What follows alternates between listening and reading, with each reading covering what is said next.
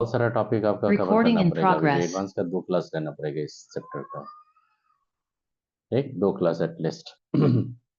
चलिए, ये कहाँ तक बताए थे? इलेक्ट्रोलाइसिस का कुछ बता दिए थे, कुछ कंसेप्ट बताए थे इलेक्ट्रोलाइसिस का। Electrolysis product of electrolysis. Okay, अब एक चीज बताते हैं, एक क्वेश्चन पूछ रहा हूं आपसे, आप लोग बताइएगा, थोड़ा बता रहा हूं आपको। ये इलेक्ट्रोलाइसिस लिखिए, electrolysis of copper sulphate aqueous solution by using platinum electrodes. ये होमवर्क दिए थे, बिहाला में दे दिए थे। तो बताइए, electrolysis of copper sulphate by using the platinum electrodes. तो बेटा जब प्लैटिनम इलेक्ट्रोड लेंगे ना आप यहाँ पे, तो देखिए क्या हो जाएगा। कॉपर सल्फेट क्या होगा? स्ट्रॉन्ग इलेक्ट्रोलाइट है कि नहीं ईशानी, बताइए। कॉपर 2+ और सल्फेट। जी सर, जी सर। और ईशानी, आपने जो क्वेश्चन भेजा था ना, वो ऑक्सीडेशन पोटेंशियल दे दिया था, साइन दे दिया था, लेकिन रिडक्शन पोटेंशियल का वैल्यू दे दिया था। वो कहाँ से हाँ क्वेश्चन सर, देखे थे हाँ आपको? सर। कहाँ से क्वेश्चन देखे थे? रॉन्ग सर क्वेश्चन दे कोई दिया था वो। कोई टीवी में देखा था सर। अच्छा, आज आप एट एज दिए, आप दिए आकाश का 8 एज दिए आप लोग, बताइए कोई स्टूडेंट दिए कि नहीं, बताइए आप लोग। है सर, है दिए सर। सर, दिए थे। हाँ, तो कैसा क्वेश्चन पूछा था? इजी क्वेश्चन था कि नहीं, बताइए आप लोग। इजी थी। इजी थी। नहीं नहीं, क्वेश्चन क्वेश्चन क्या था? क्वेश्चन बहुत इजी था कि नहीं, बताइए। है। है। हाँ, तो क्वेश्चन अटा एकदम इजी। तो सॉल्यूशन में जितना पढ़ाए होंगे सारा उसी से क्लास नोट से आया होगा, क्लास नोट की जरूरत नहीं पूछेगा कभी। और वाटर का भी कुछ जाएगा तो किस में जाएगा वाटर, बताइए तो। H+ और OH- में। अब मेरे को बताइए, कॉपर सल्फेट का एक्वस सॉल्यूशन का नेचर क्या होगा, एसिडिक या बेसिक? एसिडिक। एसिडिक। क्योंकि कॉपर सल्फेट एक्वस सॉल्यूशन जो लेंगे, ये एसिडिक नेचर होता है, एसिडिक नेचर। और एसिडिक नेचर का मतलब क्या होता है? Due to cationic hydrolysis.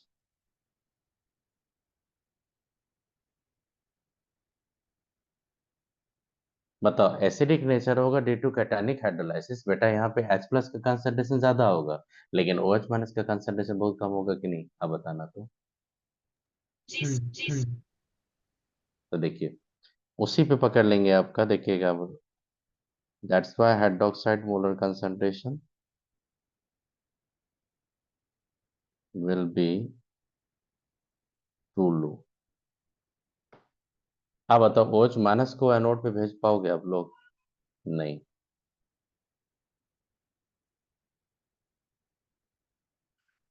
Therefore, water itself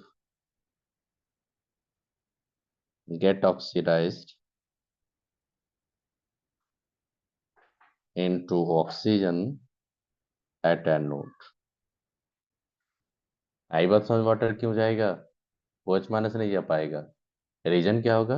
Due to the very small concentration of hydroxide and because your solution is acidic nature, so you don't have to oxidize the hydroxide ion into O2। Water itself get oxidized at the anode। तो देखो क्या reaction होगा, reaction सब क्या involve होगा, देखो आप लोग यहाँ पे। अब लिखिए आप लोग, बताइए समझ में आया था? मैं उसको रिएक्शन के थ्रू दिखा हाँ रहा सर, हूँ। हाँ सर। देखिए, आप एनोड कैथोड पे जाएंगे तो कैथोड पे कौन जाएगा, बताइए। कैथोड पे कौन जाएगा? कॉपर। क्योंकि आपको बताए थे कॉपर क्यों जाएगा, देखो। Cu2+ से बाय टेकिंग द 2 इलेक्ट्रॉन जाएगा कॉपर। ये इसका आपने SRP जो देखा था, SRP इलेक्ट्रोड पोटेंशियल जो था इसका, ये SRP Cu2+ से Cu का, ये कितना देखा था आपने? 0.34 वोल्ट। और H+ अगर बेटा जाएगा बाय टेकिंग द 2 इलेक्ट्रॉन, तो ये जाएगा हाइड्रोजन। ये इसका जो आपका H+S2 जो देखते हैं, ये बेटा कितना देखते हैं? 0 वोल्ट। आप बताइए तो कौन जाएगा according to rule 1? Copper. Copper. और एनोड पे जाएंगे तो एनोड पे पहले ही बता दिया मैंने, कौन जाएगा? Water, water. वाटर। तो हाँ, तो वाटर किस में टूटेगा बताइए आप लोग? O2 में। ऑक्सीजन। और यहाँ पे क्या होगा? एसिडिक मीडियम में, इसलिए 4H+ लिखना पड़ेगा आपको। बेसिक मीडियम में OH- और एसिडिक मीडियम में H+ में तोड़िएगा उसको। अब बताइए कितना इलेक्ट्रॉन इन्वॉल्व हो रहा है यहाँ पे एनोड पे? 4 इलेक्ट्रॉन।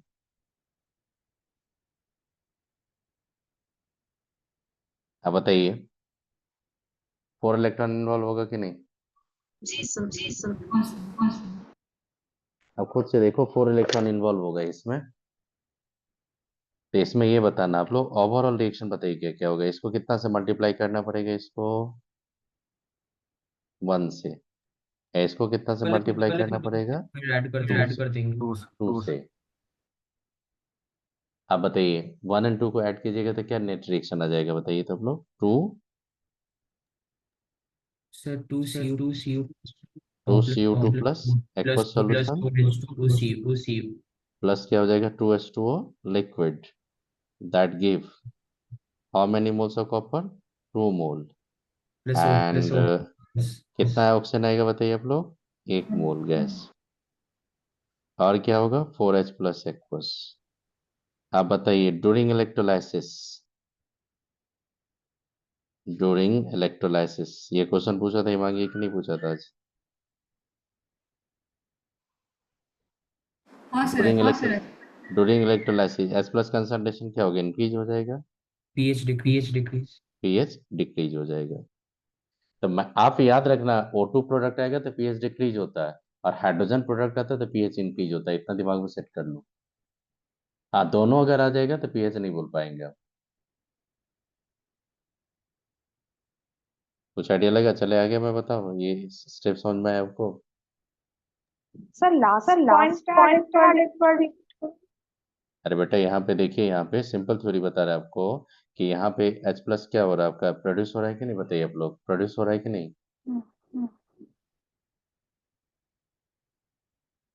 H प्लस का कंसंट्रेशन जैसे इंक्रीज करेंगे तो पीएच आपका डिक्रीज होगा कि नहीं, बताइए आप लोग। है है चलिए क्लियर हो लो, बोल बाबू। हम्म, है है ठीक है है ठीक है। देखिए एक चीज और बता रहा हूँ आपको, और आपको पता है इसका जो एसआरपी होता है ना, इसका एसआरपी जो रिडक्शन पोटेंशियल होता है इसका, इसका रिडक्शन पोटेंशियल होता है 1.3 वोल्ट, एसआरपी का बात कर रहा हूँ मैं।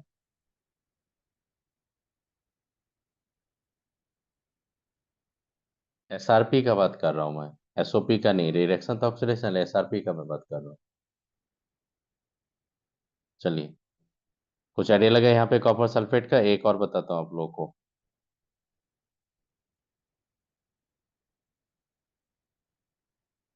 इलेक्ट्रोलाइसिस ऑफ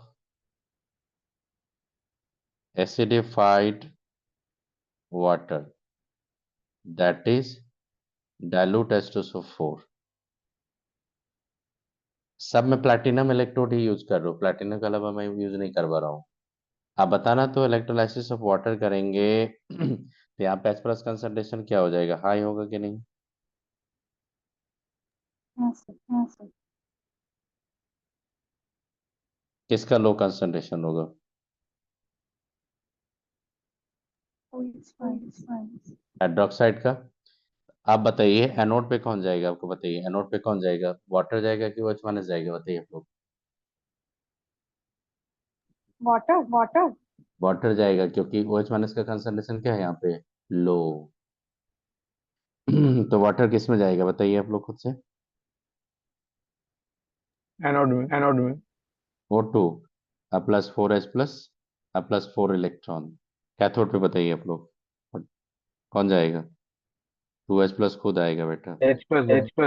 H प्लस खुद जाएगा क्योंकि एसिडिफाइड सॉल्यूशन है इसलिए H हाइड्रोजन खुद आएगा, गैस आ गया। अब बताओ नेट रिएक्शन को करेंगे तो इसको 2 से मल्टीप्लाई करेंगे कि नहीं आप, जैसे 2 से मल्टीप्लाई करोगे तो बेटा H प्लस कैंसिल हो जाएगा कि नहीं, चेक कर लो आप लोग। ओवरऑल जाएगा तो यहाँ पे 2H2O liquid that give 2H2 gas plus O2 gas. आपको पता है इसका E नॉट सेल कुछ होगा कि नहीं, ये बताना आप लोग तो।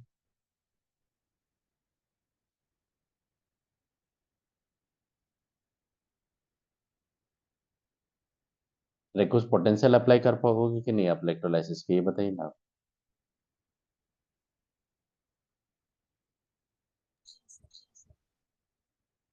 आप बताइए पहले सेल रिएक्शन समझ में आया आप लोगों को, बताइए। हाँ सर हाँ सर। इस हाँ सर, हाँ सर, हम्म हाँ सर, हाँ सर। आप बताइए यहाँ पे ये एसिडिफाइड सॉल्यूशन था, अगर मान लीजिए वाटर को आप बेसिक मीडियम में लेके जाएंगे, सोडियम हाइड्रोक्साइड उसमें फ्यू ड्रॉप दे लेंगे तो कौन जाएगा एनोड पे, बताइए आप लोग, OH minus. That particular for your. Cathode पे जब जाएंगे वहां पे, तो वहां पे आ जाएगा वाटर, वहां पे H+ नहीं आ पाएगा। तो बेसिक मीडियम में H+ को इन्वॉल्व मत करवाइएगा। H+ तभी इन्वॉल्व होगा जब आपका क्या होगा बताइए, एसिडिक मीडियम। और OH- तभी इन्वॉल्व होंगे जब बेसिक मीडियम रहेगा। अगर कोई सॉल्ट लेंगे जिसमें आपका एसिडिफाइड सॉल्ट होगा, तो OH- कभी लेके नहीं जाना आप, वाटर को लेके जाना।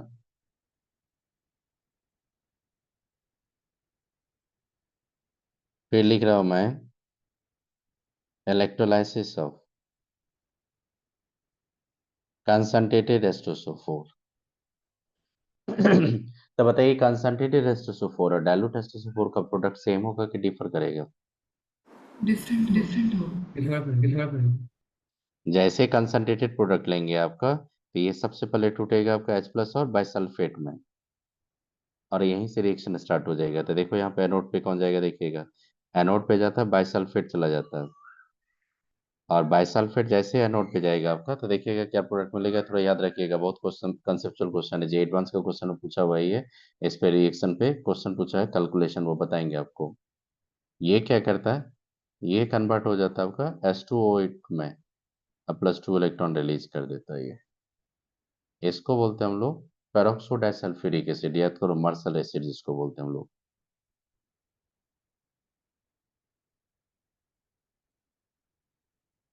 और जो एडवांस में तो सब कुछ अभी भी है। तो इसी पेरोक्सो डाइसल्फ्यूरिक एसिड का जब डाइल्यूट करेंगे, तो इसी से मिलेगा आपका डाइल्यूशन से H2O2।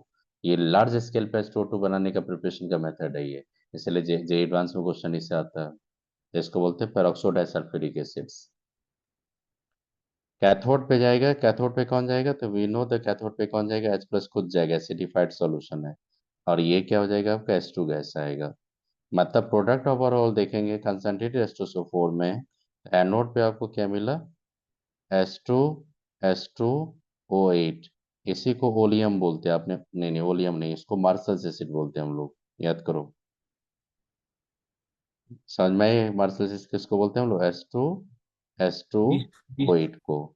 और कैथोड पे कौन आ रहा है बताइए बेटा, कैथोड पे हाइड्रोजन। हाइड्रोजन। तो ये भी एनसीईआरटी में दिया है, इसलिए याद रखिएगा। और ये रिएक्शन सबसे इंपॉर्टेंट है आपका जे एडवांस के लिए। तो जे एडवांस का जब मैं पढ़ाऊंगा आपको, हाइड्रोजन चैप्टर पढ़ाएंगे, तो वहाँ पे H2O2 का प्रिपरेशन आएगा। और H2O2 एक बहुत इंपॉर्टेंट कंपाउंड है जो जे एडवांस में बहुत क्वेश्चन आता है उसमें। याद रखिएगा H2O2 ये जो होता है आपका पेरोक्सो डाइसल्फ्यूरिक एसिड, लिए पेरोक्सो डाइसल्फ्यूरिक एसिड, इसी से कॉमर्शियली हम लोग बनाते हैं H2O2। तो वो आगे मैं बताऊंगा, अभी थोड़ा याद रखिएगा। तब बताइए कंसंट्रेटेड H2SO4 और डाइल्यूट H2SO4 लेंगे, प्रोडक्ट आपका सेम मिलेगा कि डिफरेंट मिलेगा, डिफरेंट मिलेगा। समझ में आई बात? हाँ सर। हम्म। और एक बता रहा हूँ आपको, देखो इलेक्ट्रोलाइसिस ऑफ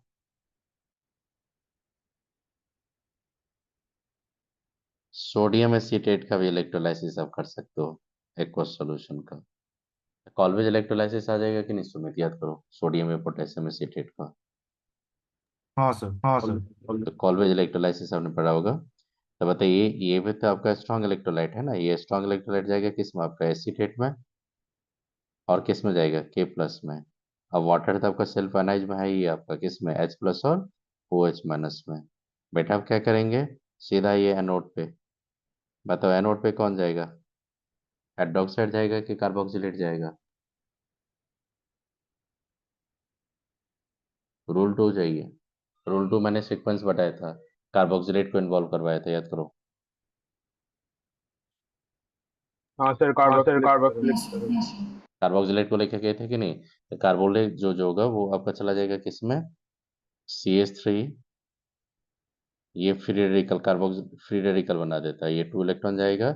अब फ्री रेडिकल से यहाँ पे आप निकाल दीजिए CO2, तो जैसे हो जाएगा तो CH3 आपका आएगा, एक और CH3 आएगा। ये दोनों में क्या होगा, कपलिंग होगा, और इधर से 2CO2 गैस निकल जाएगा आपका। और इसमें जब कपलिंग होता है बेटा, कपलिंग, तो कपलिंग के थ्रू क्या बनता है, सिमेट्रिकल एल्केन, यही बनता है इथेन। याद करो यही था ना कॉल्वेज इलेक्ट्रोलाइसिस। आप बताइए कॉल्वेज इलेक्ट्रोलाइसिस में कैथोड पे कौन मिला आपको, एनोड पे कौन मिला आपको, CO2, और कौन मिला, इथेन। मेथेन ला सकते हो आप कॉल्वेज इलेक्ट्रोलाइसिस से, नहीं, नहीं। ब्यूटेन आएगा, नहीं, इथेन के बाद सीधा ब्यूटेन आएगा, ब्यूटेन के बाद सीधा हेक्सेन आएगा, एन नंबर आएगा। अब बताइए लोअर जो हाइड्रोकार्बन होता है वो गैस फेज में रहता है कि नहीं, आपका बताइए। गैस हाँ, फेज, हाँ, हाँ, तो गैस फेज का जब रिएक्शन पूछेगा आपका, एंड नीट में भी पूछा हुआ था, तो याद रखिएगा इथेन आएगा और आपका एक ब्यूटेन आएगा। ब्यूटेन के बियॉन्ड जाएंगे तो वो सब आपका क्या होता है, गैस नहीं होता। चलिए एनोड का रिएक्शन होगा। कैथोड पे कौन जाएगा बेटा, ये तो बताओ कैथोड पे कौन जाएगा। सर H प्लस H बस plus वही H बता plus दो। नहीं नहीं, आप ये बताइए सोडियम एसीटेट लेंगे या पोटेशियम एसीटेट लेंगे तो सोल्यूशन क्या होगा, बेसिक सोल्यूशन रहेगा कि नहीं आपका।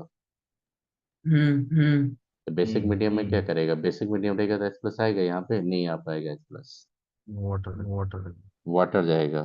तो वाटर जैसे जाएगा आपका किस में, बेसिक मीडियम है तो किस में जाएगा आपका।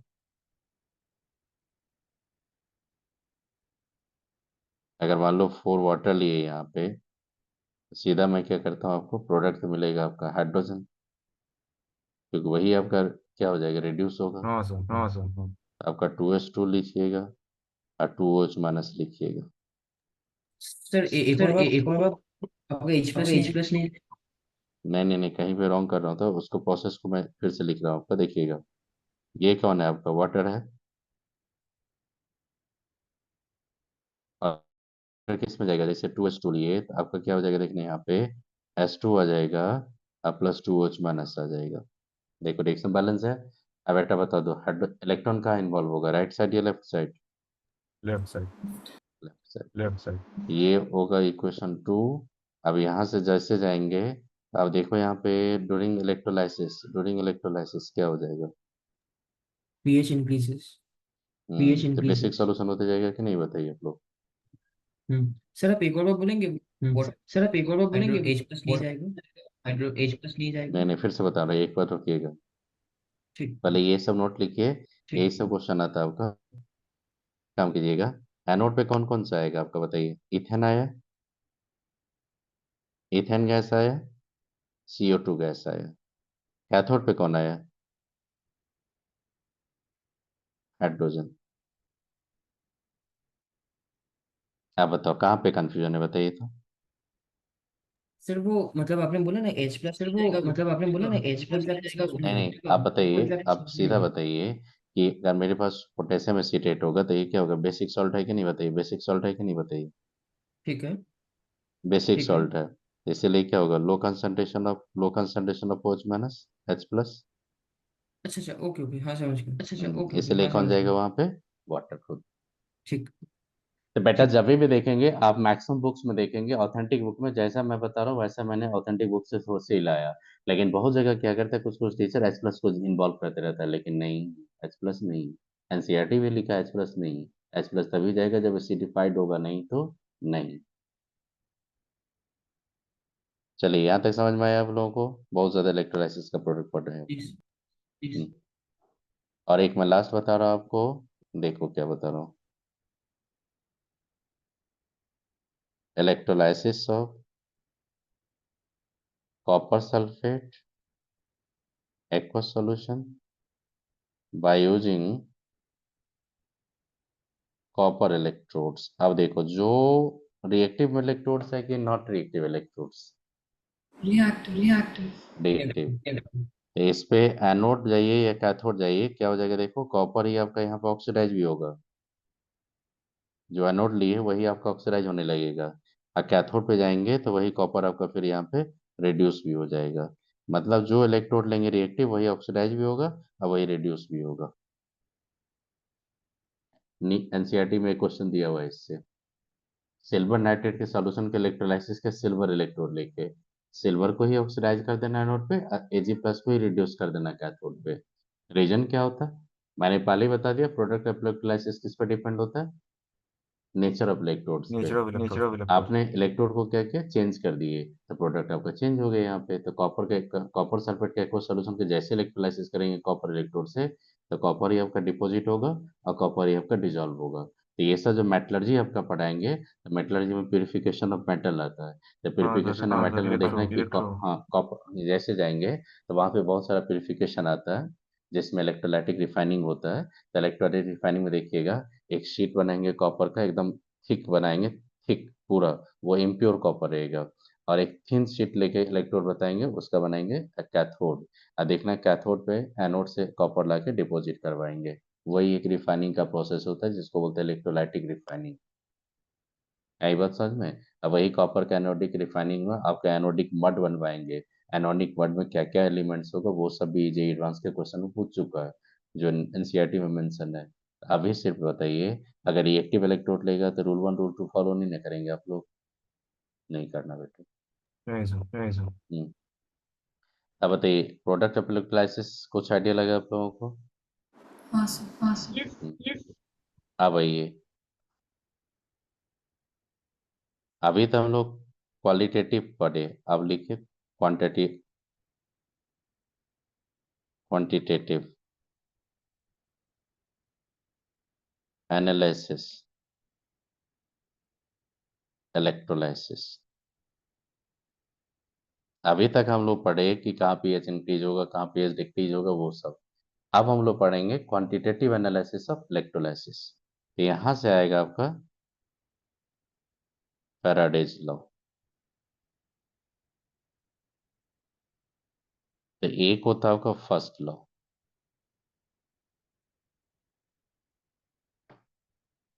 ये लॉ पढ़ा देता हूँ, थोड़ा क्वेश्चन करवा देता हूँ, और उसका थोड़ा बैटरी पढ़ा के चैप्टर को क्लोज कर देते हैं। उसका जे एडवांस का जितना टाइम मिलेगा तो आज ही थोड़ा क्वेश्चन करवाना स्टार्ट कर दूंगा मैं।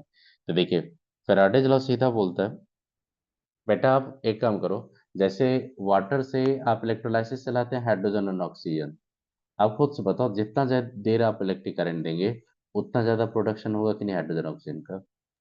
जी सर, जी सर। तो बस उसी को बोलते हैं हम लोग फैराडेज लॉ ऑफ इलेक्ट्रोलाइसिस। मतलब कि आप सीधा बोलेंगे the amount of substance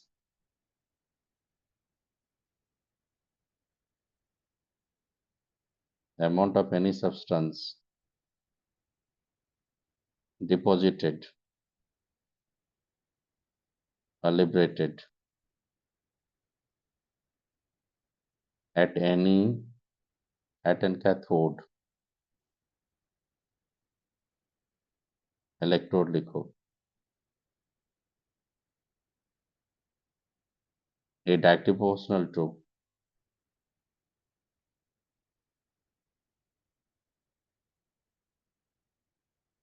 the quantity of charge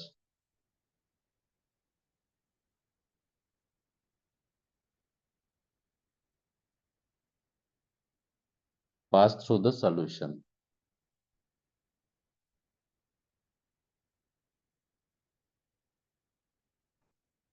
देखो, amount of any substance deposited or liberated at an electrode is directly proportional to the quantity of electric charge या quantity of charge passed through the solution। अब बताइए, जितना आप solution में पास करेंगे charge, उतना ज्यादा इलेक्ट्रिक अमाउंट डिपॉजिट होगा कि नहीं सब्सटेंस? बताइए। हाँ सर, हाँ सर। उसी को बोलते हैं हम लोग, उसी को बोलते हैं, देखिएगा, अगर मान लीजिए कि आपने M amount of substance deposit करेंगे तो डायरेक्ट डिपॉजिट टू क्या होगा? Q, according to Faraday's law. अब बेटा आप तो जानते हो फिजिक्स में कि क्यू इक्वल टू क्या होता है? I T.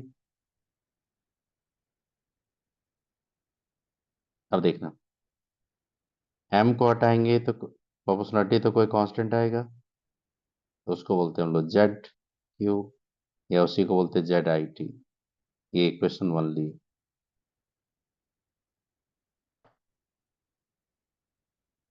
देखो तो यहाँ पे एम क्या होगा? Mass of the Mass of the substance. Mass of a substance deposit deposited. ठीक। और आई क्या था? करंट। और टी क्या होगा? टाइम। टाइम और क्यू क्या होगा? Quantity of charge. जेड को बोलते हैं हम लोग इलेक्ट्रोकेमिकल इक्विवेलेंट। क्या बोलते हैं इसको हम लोग?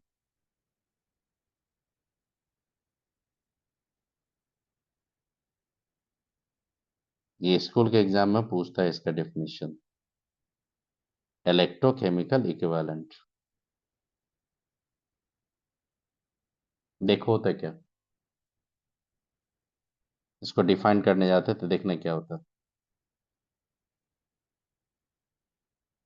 व्हेन आई इक्वल टू अगर 1 एम्पियर लेंगे, आप फॉर टी इक्वल टू अगर 1 सेकेंड देंगे, that is Q equal to कितना हो जाएगा, 1 कूलम हो जाएगा कि नहीं। Yes, yes. अगर आप 1 एम्पियर का करंट अगर 1 सेकेंड के लिए किसी सॉल्यूशन में पास करेंगे या बेटा, तो आप लिटरली कितना एम्पियर, आप कितना कूलम आपने चार्ज दिया, 1 coulomb. Yeah. 1 coulomb of electric charge. अब बताइए 1 एम्पियर का करंट अगर 1 सेकेंड के लिए देंगे तो कितना सब्सटेंस डिपॉजिट होगा, M equal to Z.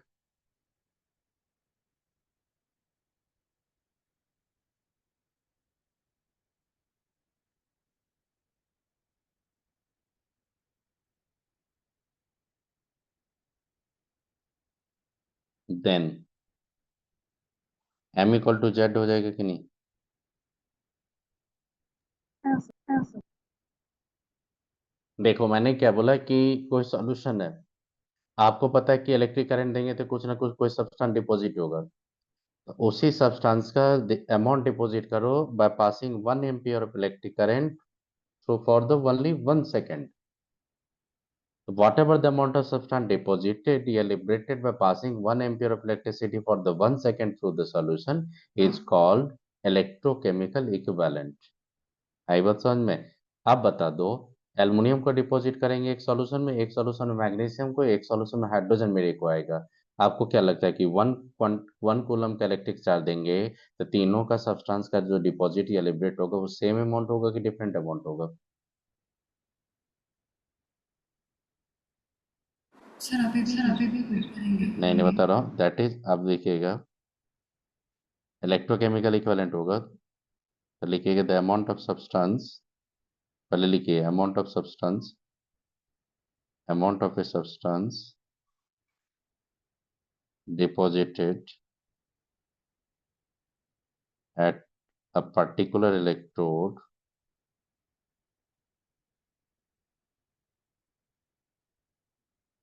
by passing 1 ampere of current for 1 second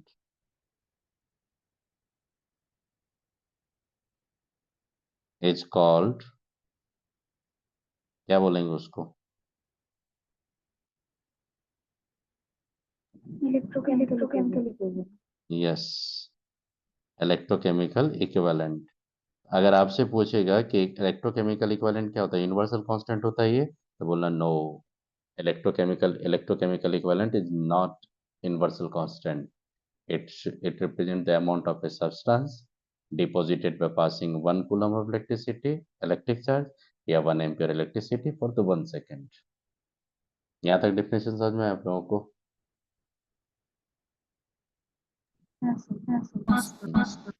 आप देखो, आप जो लिख रहा हूँ सुनिएगा, उसको देखिएगा।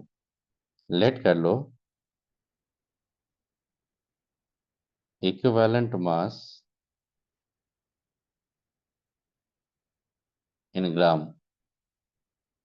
बताइए इक्विवेलेंट मास इन ग्राम को क्या बोलते हैं, 1 इक्विवेलेंट बोलते हैं कि नहीं हम लोग। जी सर। जी sir. Of a substance is E gram. मैंने लेट कर लिया। तो बेटा अगर किसी भी सब्सटेंस इक्विवेलेंट मास से सब्सटेंस जिसको डिपॉजिट कर रहे हैं उसका इक्विवेलेंट मास मान लो मैंने ई ले लिया, E gram represent the how many equivalent, 1 equivalent या 2 इक्विवेलेंट। One equal. और आपको बताए थे कि 1 फैराडे जो होता है, 1 फैराडे क्या होता है, 96500 कूलम।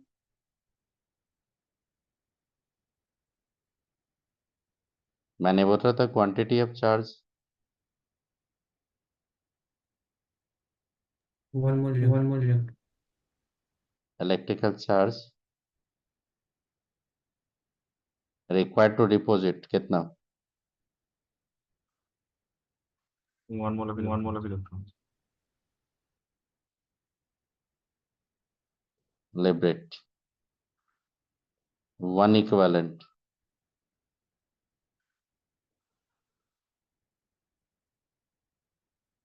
ऑफ एनी सब्सटेंस बताए थे आपको, याद करो। हाँ सर, हाँ सर। मतलब बेटा ये इतना इंपॉर्टेंट चीज है ना कि अगर ये याद रहेगा तो मैं देखो कितना क्वेश्चन है इस पर बताऊंगा आपको। कि आप हमेशा याद रखिएगा 96500 coulomb that stand for the charge of the 1 mole of electron that show the quantity of electric charge required to deposit, quantity of electric charge required to deposit one equivalent of any substance, one equivalent. देखिए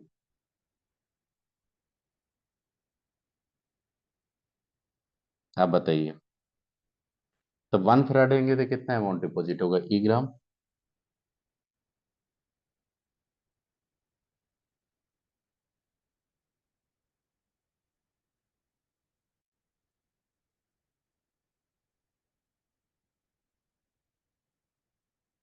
ई ग्राम।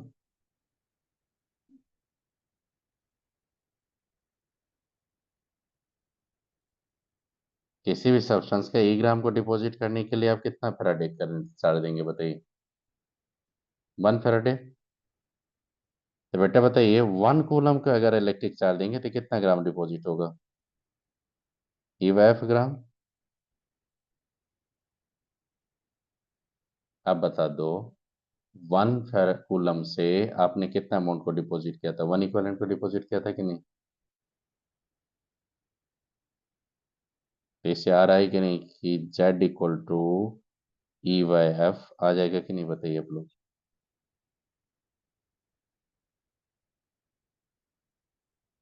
फिर से सुनो, अगर आप 1 Faraday देंगे 96500 coulomb देंगे तो आपका ई ग्राम किसी सब्सटेंस डिपॉजिट होगा, ई ग्राम स्टैंड फॉर द 1 इक्विवेलेंट। अगर आपने 9650 कूलम पे अगर किसी का एक इक्विवेलेंट को डिपॉजिट करवाएंगे तो 1 कूलम में कितना डिपॉजिट होगा आपका, ई बाय एफ होगा कि नहीं। Yes, sir.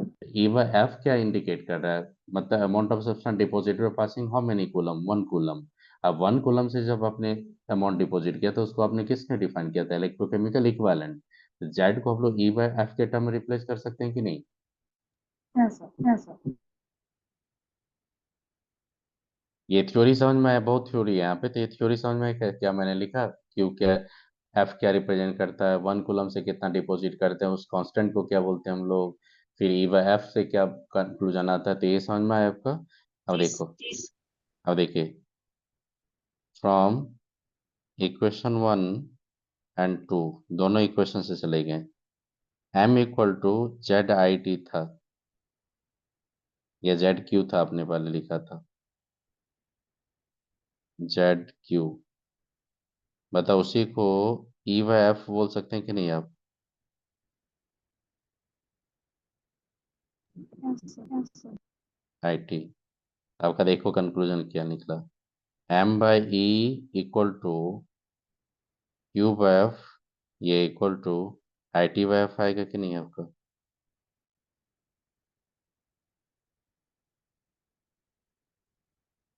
ये इक्वेशन 3 हो गया, बहुत इंपॉर्टेंट इक्वेशन है ये, बहुत सर इंपॉर्टेंट है, थोड़ा देखो। फॉलो अप करेंगे। नहीं नहीं करवा रहा हूँ, कर रहा हूँ, रुकिए 1 मिनट।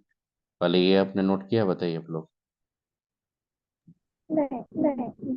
नहीं नहीं जल्दी कीजिए इसको, टॉपिक को हाँ थोड़ा सर, कंप्लीट हाँ करने सर। दीजिए आप। लिखिए, कॉपी कर लिए तो आपको एक, फिर से मैं एक बार बता रहा हूँ आपको, कर लिए कॉपी, बताइए। Yes, sir. यहाँ पे 1-2 लाइन लिख लीजिए, उसके बाद आपका आ जाएगा। अब बताइए given mass by equivalent mass equal to number of equivalents होता था कि नहीं।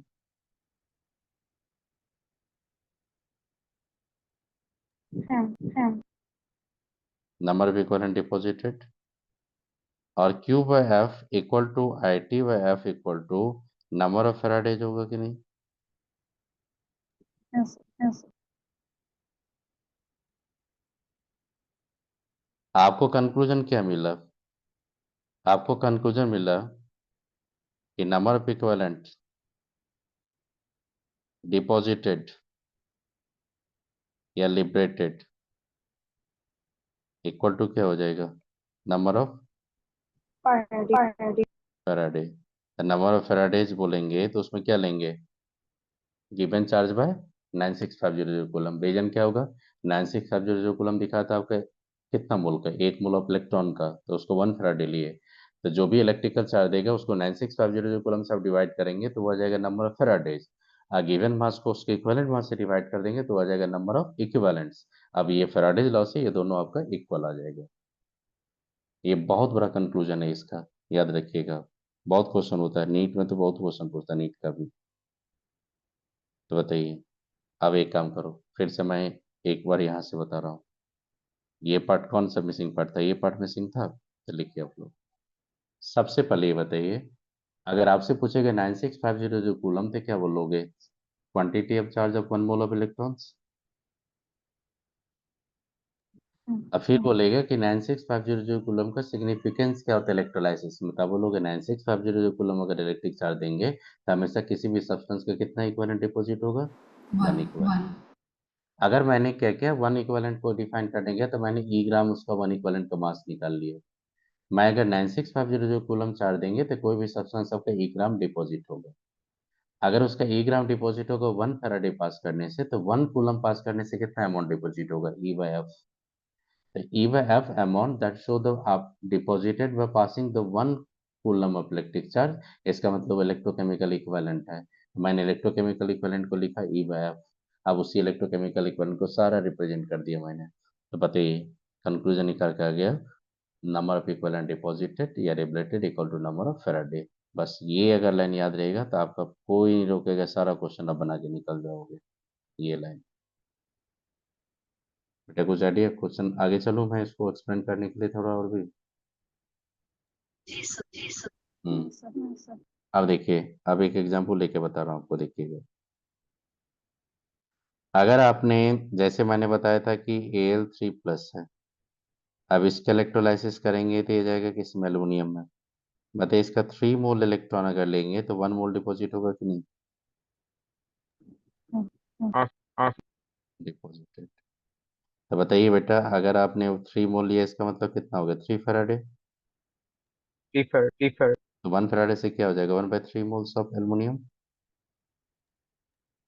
दैट इक्वल टू कितना हो जाएगा बताइए? 9 ग्राम होगा कि नहीं? 9 gram 9 gram of aluminium. That equal to क्या हो जाएगा? 1 इक्वलेंट आएगा कि नहीं? हाँ हाँ डिपॉजिटेड। तो ये आइडिया लगा कुछ आपको कि 1 फैराडे से आपने कितना देखा? 1 इक्वलेंट डिपॉजिट होते हुए कि 2 इक्वलेंट? 1 इक्वलेंट। आप बता दो, 1 फैराडे से अगर 1 इक्वलेंट होगा तो 3 फैराडे से कितना होगा? 3 इक्वलेंट।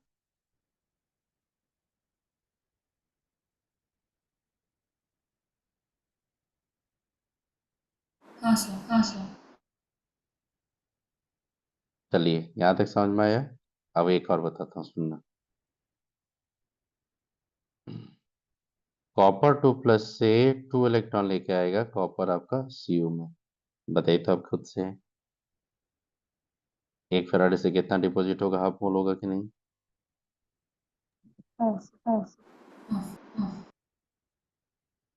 Copper deposited. अब बताइए तो 1 फैराडे से कितना डिपॉजिट होगा?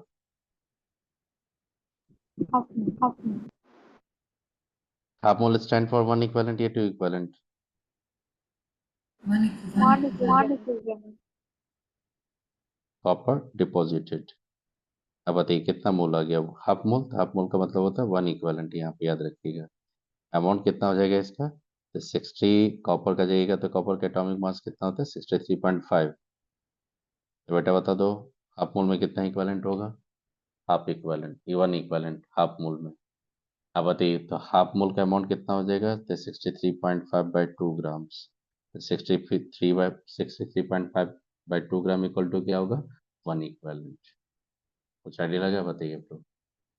जी सर। और देखो, हाइड्रोजन को मैंने कल ही बताया था।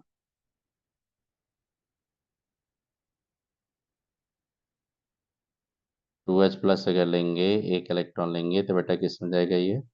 H2 गैस में। अब बताइए, 2 मोल इलेक्ट्रॉन्स।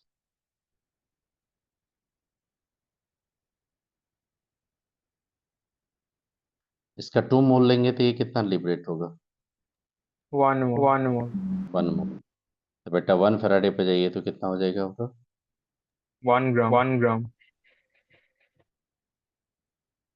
अगर इस पे कंक्लूजन लेंगे तो कितना हो जाएगा, हाफ मोल आ जाएगा कि नहीं, half mole of hydrogen, that equal to क्या हो जाएगा, 1 gram of hydrogen, that stand for how many equivalent बेटा बताइए, 1 इक्विवेलेंट, इक्वल टू कितना हो जाएगा, 11.2 लीटर एट एसटीपी हो जाएगा कि नहीं।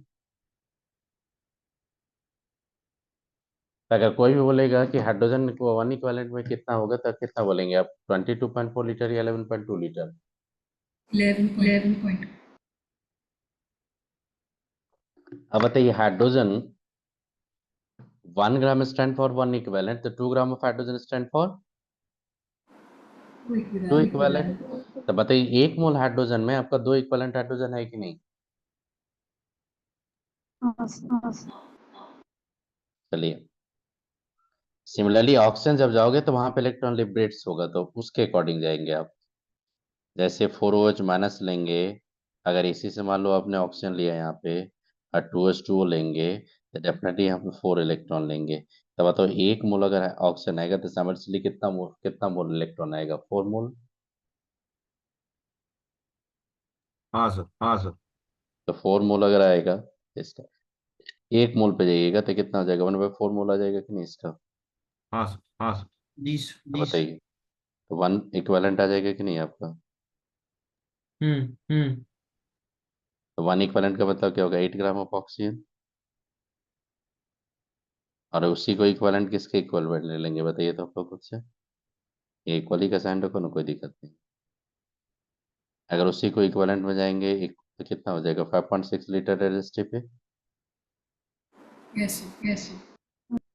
अब बेटा बता दो, अगर ऑक्सीजन का कोई बोलेगा 1 इक्विवेलेंट में कितना ग्राम होगा तो कितना ग्राम बोलोगे, 8 ग्राम या 32 ग्राम्स। 1 ग्राम। 8 ग्राम। अब बेटा अगर बोलेगा 32 grams of oxygen stand for how many grams, how many equivalent, 4 equivalent. 4 equivalent. अब बताइए किसी भी वाटर के इलेक्ट्रोलाइसिस से अगर मेरे को 32 ग्राम अगर वाटर लेना, ऑक्सीजन लेना पड़ेगा तो कितना फेराडे पास करेंगे, 4 4 फेराडे। 4। ये समझ में आ गया सारा इन्फॉर्मेशन। हाँ सर, हाँ हाँ सर, सर. हाँ सर। तो आपने देखा होगा, जैसे आप पैकेज में देखा होगा, जैसे आकाश का पैकेज, एलन के पैकेज में क्या कहोगे, Al3+ ले लिया होगा, और कॉपर 2+ ले लिया होगा, और Al3+ ले लिया होगा, और एक कैडमियम 2+ ले लिया होगा, और एक ले लिया होगा आपका एल्युमिनियम, या एल्युमिनियम सब लिया था और कोई ले लिया होगा। अब बोला होगा कि अगर 1 फैराडे का इलेक्ट्रिसिटी पास करेंगे इलेक्ट्रिक चार्ज तो कितना कितना मोल डिपॉजिट होगा, उसका रेशियो पूछा होगा। 6 आप to 3.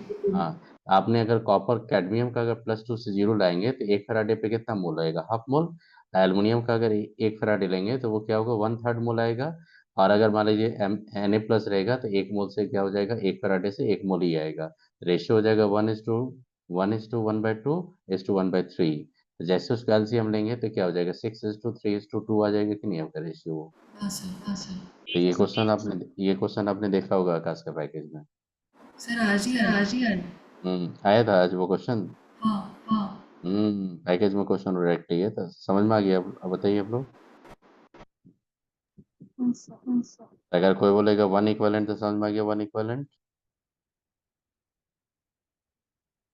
हाँ सर, हाँ सर. चलिए अब जो बताने जा रहा हूँ सुनिएगा थोड़ा। MnO4- को अगर आपने डिपॉजिट किया Mn2+ में, बताइए कितना ऑक्सीजन होगा, इधर 4H2O लेंगे, इधर 8H+ होगा, और आपने देखा होगा 5 इलेक्ट्रॉन लेंगे। आप बताइए इसका 1 मोल अगर इसका लेंगे तो इसका 5 मोल लेना पड़ेगा कि नहीं। जी सर, जी सर। तो बताइए इसका मतलब 1 मोल पे कितना कितना फैराडे देंगे, 5 फैराडे। हम्म तो 0.1 मोल अगर इसका रिड्यूस करेंगे तो कितना लेना पड़ेगा, 0.5 फैराडे।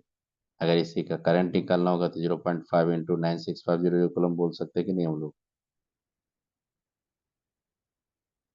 बताओ इजी है कि नहीं, इसे क्वेश्चन पकड़ना, यूनिटी मेथड यूज करो हाँ या सर, फॉर्मूला हाँ यूज सर. करो, कोई दिक्कत नहीं, हर जगह से क्वेश्चन बन जाता है। ठीक, देखो अब लिखिए सेकेंड लॉ, उसका क्वेश्चन मैं करवाऊंगा।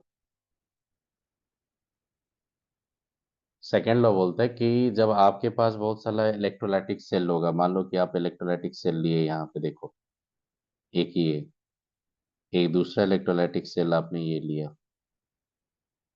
आपने क्या किया, यहाँ पे एक मेटल का रॉड ले लिया इलेक्ट्रोड से, देखो यहाँ पे बता रहा हूँ आपको, फिर एक मेटल का रॉड आपने इधर ले रखा, आप लोग बहुत देखिएगा इधर से कि इधर से आपका ये इलेक्ट्रॉन जाके आपका, मान लीजिए कि ऐसा करेंगे, यहाँ से आप एक एक चीज देखते रहिए, फिर मैं बता रहा हूँ इसको, देखिएगा ये जाएगा, अब बेटा इधर से जाएंगे तो क्या हो जाएगा आपको बताओ तो। अब बता दो कितना इलेक्ट्रॉन मैंने लिया यहाँ पे। अब सुनो, बैटरी के पॉजिटिव निगेटिव टर्मिनल से मैंने इसको कनेक्ट कर दिया, समझ में आ रही, तो क्या बोला, बैटरी के मैंने कनेक्ट कर दिया और इसको मैंने इधर से कनेक्ट कर दिया, और यहाँ पे मैंने सॉल्यूशन ले रखा है इलेक्ट्रोलाइसिस के लिए, सॉल्यूशन ले रखा है यहाँ पे, मान लो कॉपर सल्फेट का कोई सॉल्यूशन है, इधर मैंने इलेक्ट्रोलाइसिस के लिए रखा जिंक सल्फेट का इलेक्ट्रोलाइसिस सल्फेट, और ये जो देख रहे हो ये प्लेटिनम का इलेक्ट्रोड्स है। बताओ, पैरेलल में हम लोग सीरीज में रख रहे हैं, तो दोनों सेल से same quantity of electric charge आएगा कि डिफरेंट क्वांटिटी?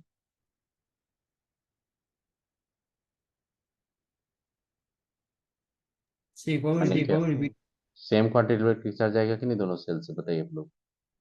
सेम वाला तो ये बोलता है आपका, देखिए सर वो क्वेश्चन क्या? क्वेश्चन नहीं था, ये क्वेश्चन नहीं था, सेकंड लॉ का मैं डिफिनेशन लिखा रहा हूँ आपको।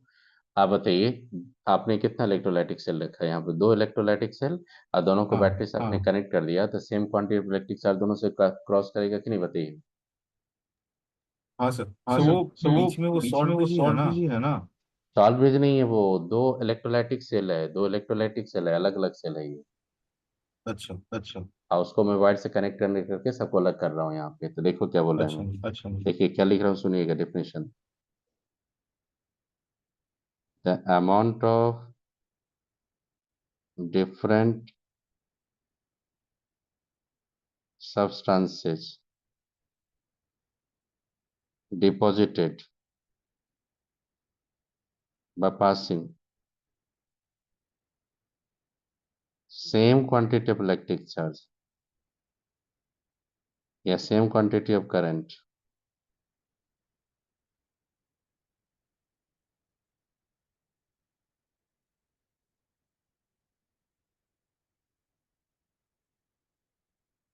are proportional to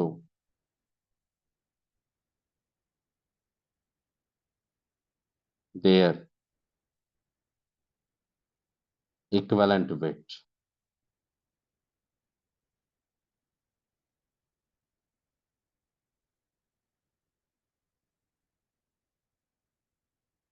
equivalent weight या equivalent masses।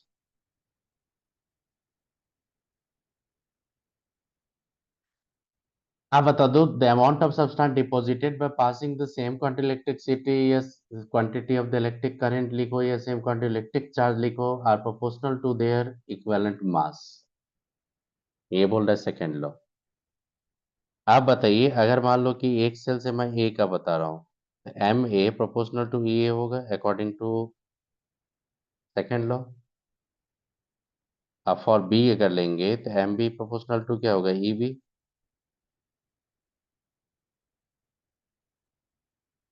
ये क्वेश्चन वन लिया, ये क्वेश्चन टू लिया, बताइए प्रोपोर्शनलिटी हटाएंगे तो कुछ कांस्टेंट लाएंगे कि नहीं आप। हाँ अगर मान लीजिए फ्रॉम इक्वेशन वन को डिवाइड कर दिए इक्वेशन टू से, तो कांस्टेंट हटा देंगे, एम ए बाई क्या हो जाएगा, M B equal to E A by क्या हो जाएगा, ई बी। अब बताइए यहाँ से कंक्लूजन आपका आ रहा है, M A upon E A equal to M B upon E B. बेटा खुद से बताना, ये क्या दिखा रहा है, equivalent of A, Yes, sir. Yes, sir. और ये क्या दिखा रहा है, equivalent of B. Yes, yes. By passing same quantity electric charge या different quantity, same quantity.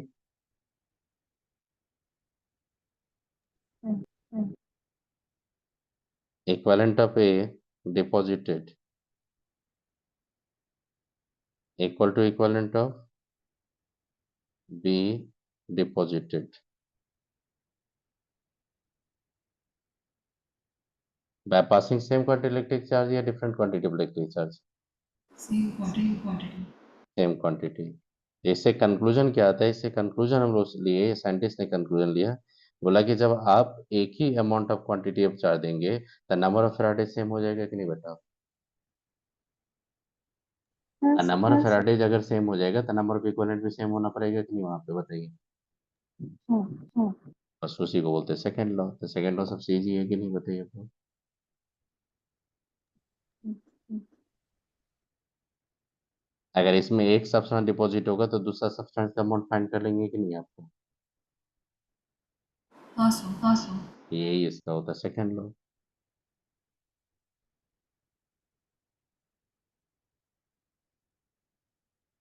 Find the amount of copper deposited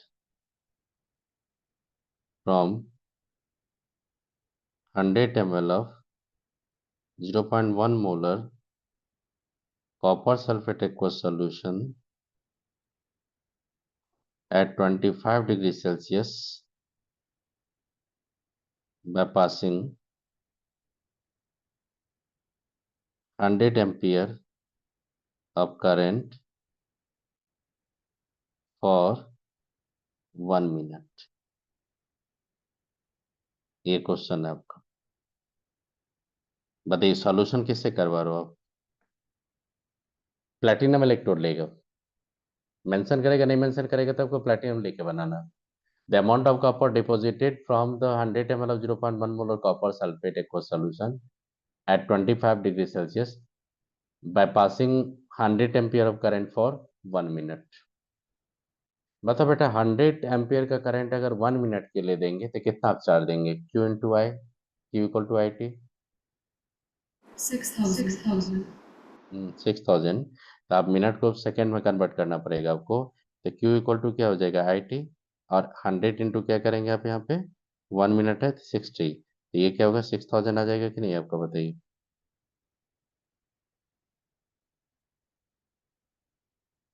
1000 coulomb. आप बताइए, आप कॉपर का एन फैक्टर कितना लेंगे? कॉपर बेटा कहाँ से कहाँ जा रहा है आपका?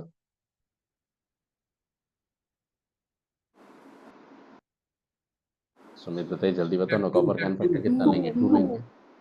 2 हम्म अकॉर्डिंग टू फैराडे लेंगे तो अकॉर्डिंग टू फैराडे क्या हो जाएगा? M by E equal to I T upon F का फॉर्मूला लगा देंगे कि नहीं डायरेक्टली हम लोग ना? मित्र बताइए, डायरेक्टली फॉर्मूला। जी सर। अब एम कितना हो जाएगा आपको फाइंड करना है। ये क्या लेंगे? 63.5/2 कर देंगे, क्योंकि given mass by equivalent mass. Current कितना लिए? 100। कितना मिनट के लिए? 1 मिनट। तो 60 सेकेंड कर देंगे और डिवाइड कर देंगे 96500 कूलम से। बेटा यहाँ से अमाउंट नहीं फाइंड कर सकते हम लोग ग्राम में?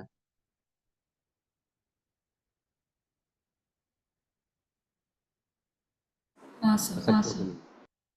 कर सकते हैं आप लोग? हाँ सर, हाँ सर। हम्म एक क्वेश्चन और दे। मैं आपको क्वेश्चन कुछ लाए वो क्वेश्चन करवाएं आपको? बताइए। जी सर. हम्म तो ये तो स्ट्रेट फॉरवर्ड क्वेश्चन आपने बहुत सारा पैकेज में देखा होगा। बताइए, आकाश का पैकेज में बहुत सारे क्वेश्चन इस तरह का देखे होंगे आपने। निकल नाइट्रेट लेके क्या होगा आपका? कॉपर सल्फेट लेके क्या होगा आपका? फिर कॉपर कितना डिपॉजिट होगा वो फाइंड किया होगा। टाइम का भी पूछ दिया होगा आपको। कभी ऑक्सीजन लिबरेट करवाएगा, कभी हाइड्रोजन लिबरेट करवाएगा। तो आप क्या करेंगे? सीधा एक ही फॉर्मूला याद रखिए, number of equivalent equal to number of Faradays. बस वहां से सारा कैलकुलेशन कर लोगे।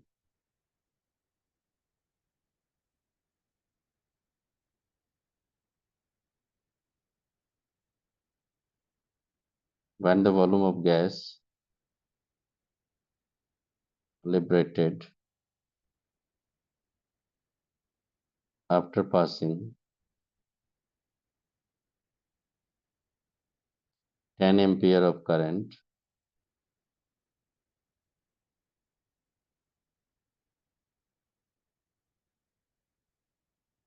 for 1 minute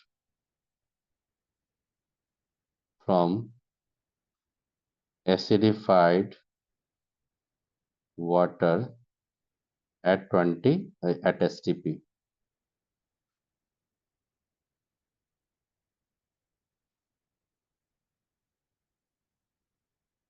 अब बताइए कौन कौन सा गैस आएगा, ये पहले इंश्योर करो आप। हाइड्रोजन और ऑक्सीजन। यस, आप बताइए जितना इक्विवेलेंट आपका हाइड्रोजन आएगा उसका हाफ इक्विवेलेंट आएगा कि नहीं ऑक्सीजन, बताइए आप लोग खुद से।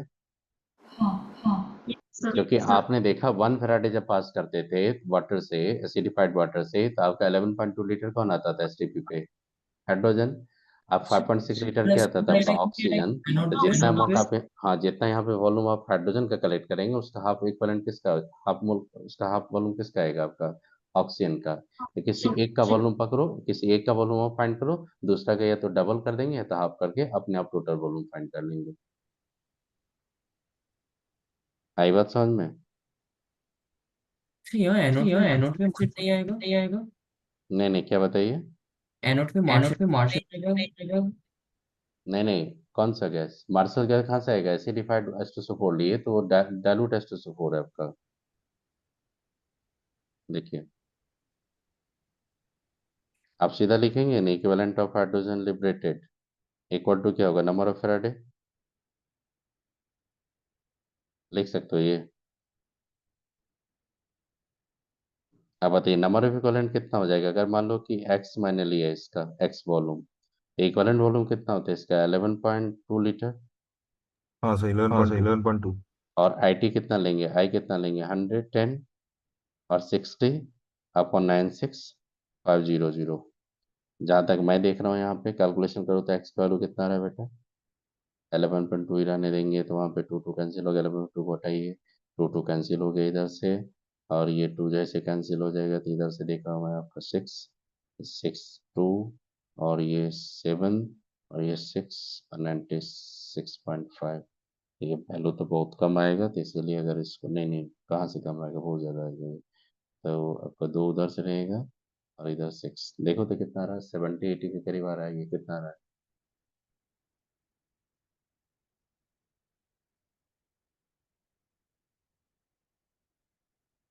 कोई कैलकुलेशन कर रहे हो तो करके बताइए तो कितना आ रहा है आपका एक्स वाला।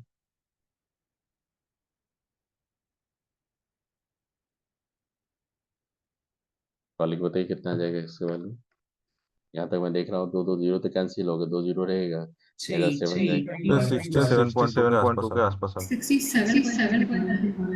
67 के करीब जा रहा है कि नहीं बताइए। 67 हाँ सर। 67 पॉइंट, तो वैसे ही मैं वो आप 9 को 1000 लेके कर दिया। नहीं नहीं 11.2 को 1000 में मैंने एक्सप्रेस कर दिया ml में, तो आप ये बताइए कितना 67 पॉइंट 8 आ रहा है, कितना आ रहा है 67 पॉइंट, ये एग्जैक्ट आ रहा है 67, बताइए आप लोग।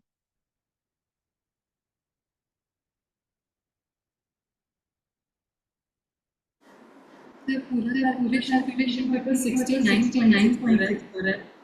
69 आ रहा है हाँ आपका। सर एग्जैक्ट कैलकुलेशन करें तो 69.6 आ रहा है। अच्छा ठीक है, इतना ही रख रहा हूँ। ये किसका होगा, वॉल्यूम ऑफ किसका है बताइए, वॉल्यूम ऑफ हाइड्रोजन। तो बताइए, तो वॉल्यूम ऑफ ऑक्सीजन जाएंगे तो कितना हो जाएगा, 69.6 को 2 कर देंगे ml।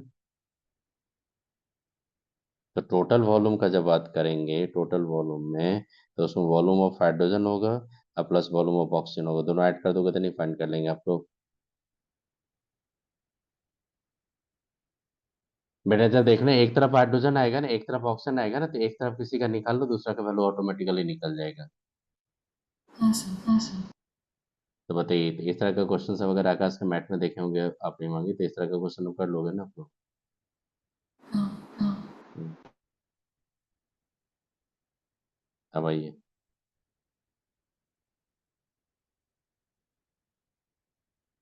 ये करो पहले, ये भी क्वेश्चन आपने देखा होगा, याद करो।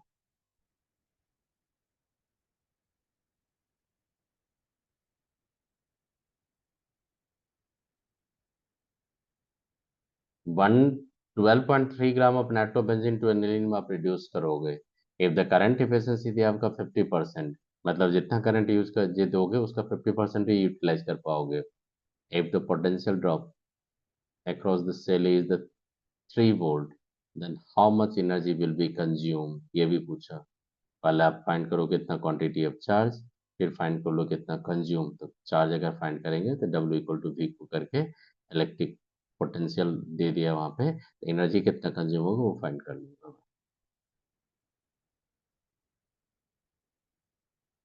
देखो इसका सॉल्यूशन कैसे बनाते हैं।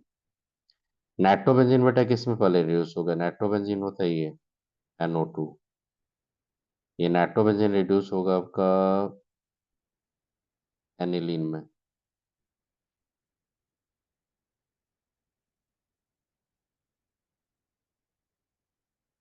अब आपने एक चीज पढ़ा होगा, हाइड्रोजन ऑक्सीजन बैलेंस करना था। बताइए ये पार्ट बैलेंस है कि नहीं? आप सुमित देखिए, ये पार्ट बैलेंस है कि नहीं? आपका बैलेंस है।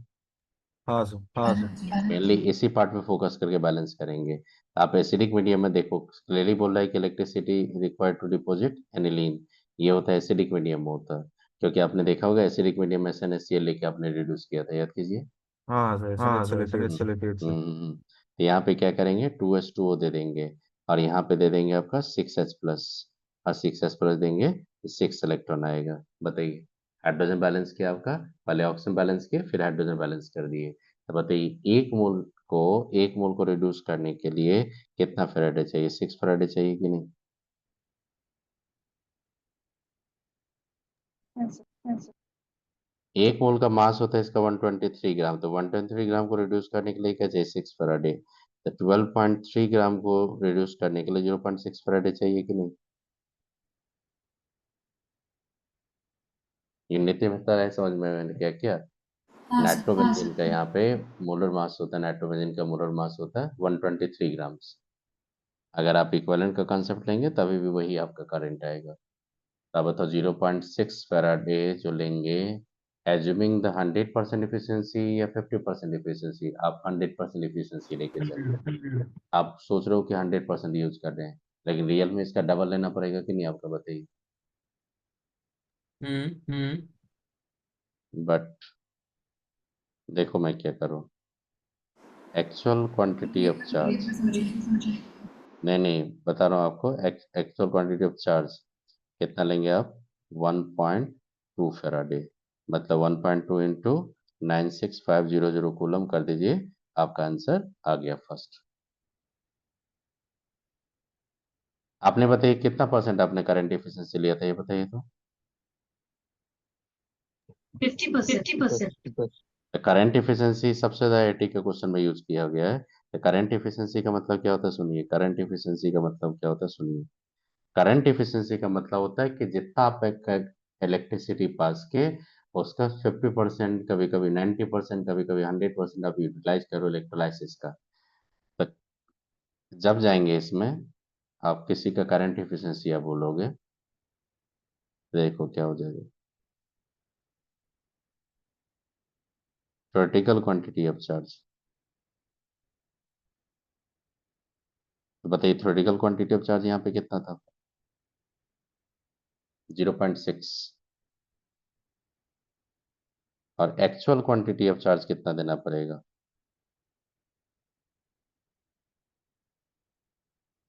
1.1.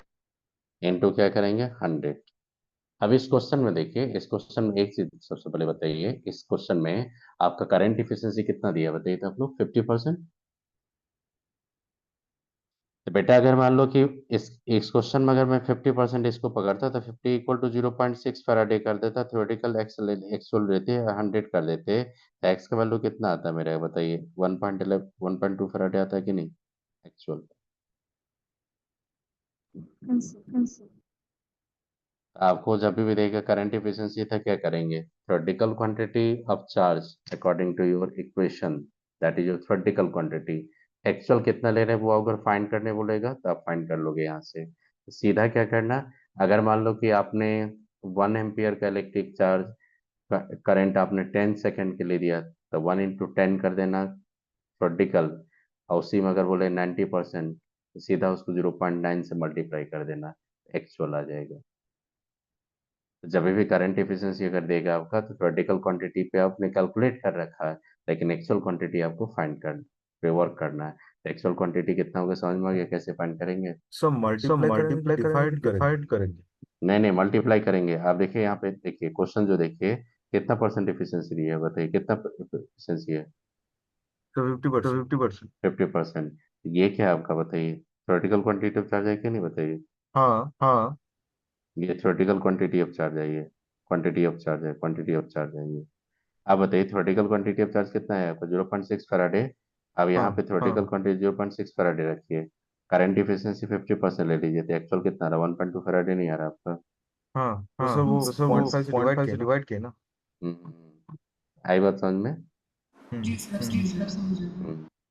तो बताइए, तो अगर आप इसका 50% करंट इफिशियंसी के साथ अगर पूछेगा इलेक्ट्रिक चार्ज कितना लगेगा, तो जितना थ्योरेटिकल आपने लिया उसका डबल लेना पड़ेगा कि नहीं, आप बताइए। हाँ सर, हाँ सर। आई बात समझ में? हाँ सर। चलिए, करंट इफिशियंसी है। आप बताइए कितना चार्ज आपने लिया? ये चार्ज लिया। सेकंड बोल रहा है कि इलेक्ट्रिकल वर्क डन कितना करोगे आप? इलेक्ट्रिकल वर्क डन जो करेंगे आप, वी क्यू, तो वी कितना रहे? 3 वोल्ट है, करंट कितना रहे? 1.2 इंटू 9650 जो कूलम। तो बेटा ये जूल में नहीं आ जाएगा आपका, उसी को 1000 से डिवाइड कर दोगे तो आपका 3 इंटू 1.2 इंटू 96.5 किलो जूल नहीं आ जाएगा? हाँ सर, हाँ सर। बताइए, इलेक्ट्रिकल एनर्जी ये करना पड़ेगा आपको इलेक्ट्रोलाइसिस के लिए, तो इतना एनर्जी आप देंगे तभी आपका वो 12.3 ग्राम ऑफ नाइट्रोबेंजीन आपका जाएगा एनिलीन में। तो ये इलेक्ट्रिकल एनर्जी इतना देना पड़ेगा आपको। अब बताइए, यहाँ तक समझ में आया क्वेश्चन का पार्ट 1 और 2 दोनों? जी सर जी सर। हम्म। अब देखिए, एक और क्वेश्चन दे रहा हूँ आपको, देखो ये क्वेश्चन। करंट कितना दे दिया आपने? 1.7 7, 7. Pass through the 300 ml of the 1.6 molar solution of zinc sulfate for the 230 second with the current efficiency 90%। 90%। तो थ्योरेटिकल क्वांटिटी जितना लेंगे उसका कितना परसेंट लेंगे? 90% लेके जाएंगे कि नहीं हम लोग? जी सर जी सर। तो find the molarity of Zn2 plus after deposition of Zn2 plus के बाद आप बताइए कितना उसका कंसंट्रेशन होगा। तो बेटा ये तो पहले फाइंड कर लोगे ना कितना डिपॉजिट किया आपने उसका।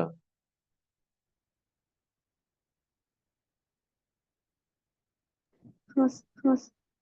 तो आप ये सबसे बताइए initial moles of Zn2 plus का कितना हो जाएगा, ये बताइएगा आप लोग। इनिशियल मोल जो होगा वो मोलरिटी इंटू वॉल्यूम लीटर से नहीं फाइंड कर लेंगे? हाँ हाँ हाँ हाँ। 0 पॉइंट कितना आपका 160 है, और उसको डिवाइड कर देंगे हम लोग 300 को, कितना से करेंगे? 1000 से कर देंगे। 1000 से करेंगे तो आपका 0.3 आ जाएगा, तो 0.048 मोल आ जाएगा कि नहीं है?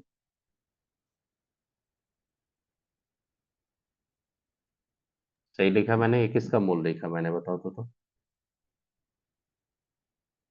Zn2 plus. Zn2 प्लस का इनिशियल मोल्स लिखा मैंने। अब बताइए, जब इलेक्ट्रोलाइसिस करेंगे तो ये किस में जाएगा? बताइए 2 इलेक्ट्रॉन लेके किस में जाएगा? Zn में। तो बताइए, तो सीधा लिखेंगे equivalent of Zn2 plus deposited equal to किसका? Number of faradays. अब ये फार्मूला जब लगाएंगे तो इक्विवेलेंट ऑफ जिंक डिपॉजिट कितना होगा, तो आप बोल देंगे ना यहाँ पे इक्विवेलेंट कितना डिपॉजिट होगा, तो एक्स। या ऐसा बोल सकते हैं इक्विवेलेंट डिपॉजिट को मोल्स इनटू एन फैक्टर बोल सकते हैं हम लोग। हाँ सर, हाँ सर। हाँ हाँ। डिपॉजिटेड इंटू एन फैक्टर कितना लेंगे? 2। नंबर ऑफ फैराडे लेंगे, तो आप कितना करंट दे रहे हो बेटा? 1.70। कितना सेकंड के लिए? 230 सेकंड के लिए। तो ये क्या करेंगे? 96500 कूलम। यहाँ से मोल्स ऑफ जिंक कितना डिपॉजिट होगा नहीं फाइंड कर लेंगे? ऐसे। तो मोल जिंक डिपॉजिटेड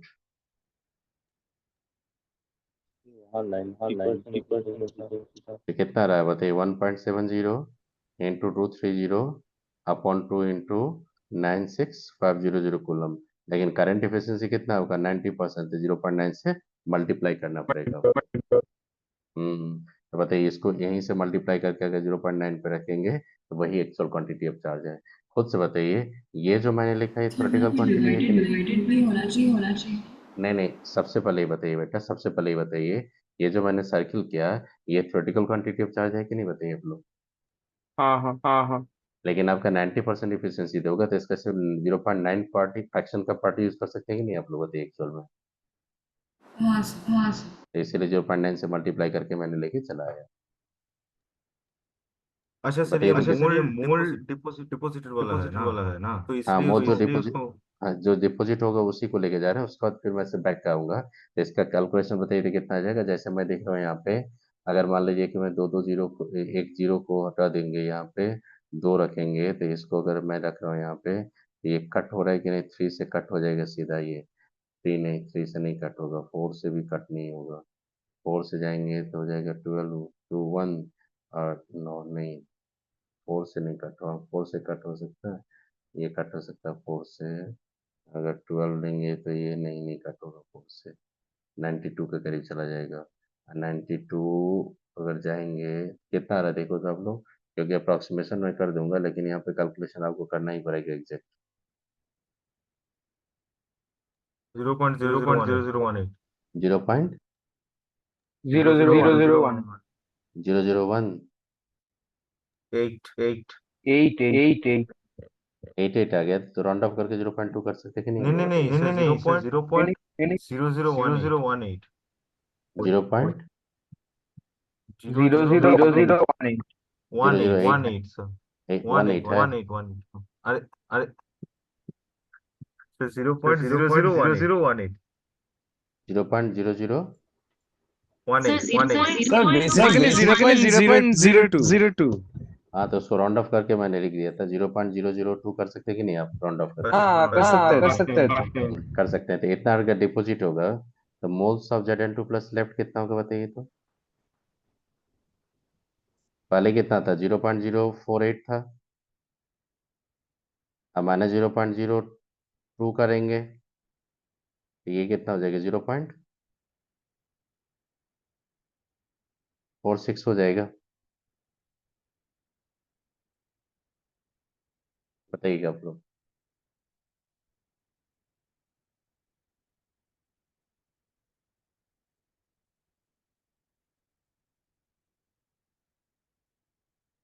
तो molar concentration of Zn2 plus जो लेफ्ट आप जाएंगे, तो आपने देखा ये कि 0.0646 तो बचा हुआ है, और कितना में? 300 ml में। तो उसको 1000 से आप लीटर में कन्वर्ट करेंगे तो बेटा आप नहीं आ जाएगा, कैलकुलेशन आगे करोगे तो मोलर कंसंट्रेशन कितना बचा हुआ है। थ्योरी समझ में आई? मैंने क्या किया, पहले देखा डिपॉजिट कितना, उसको सब्ट्रैक्ट करके कितना बचा हुआ मैंने फाइंड कर लिया। और उसका मोलर कंसंट्रेशन फाइंड करना था तो 300 ml सॉल्यूशन था, तो लिटरली आपको 0.3 लीटर सॉल्यूशन है, तो मोल पर लीटर का मतलब होता है मोलर कंसंट्रेशन। समझ में आए कैसे करेंगे? बताइए आप लोग। हाँ हाँ हाँ सर, हाँ सर। हम्म, तो देखिए, सीधा बोल रहा था आपको कि assume the volume of the solution remain constant, मतलब 300 ml लिए थे, उतना ही आपको रखना पड़ेगा। चलिए, समझ में आइए कैसे करेंगे? बताइए आप लोग। जी सर, जी सर। तो इसका वैल्यू जो देखिएगा वो क्वेश्चन आपको मिलेगा कहीं पे, तो पकड़ लीजिएगा आप लोग। आप मेरे को ये बताइए, ये क्वेश्चन कर दोगे आप लोग?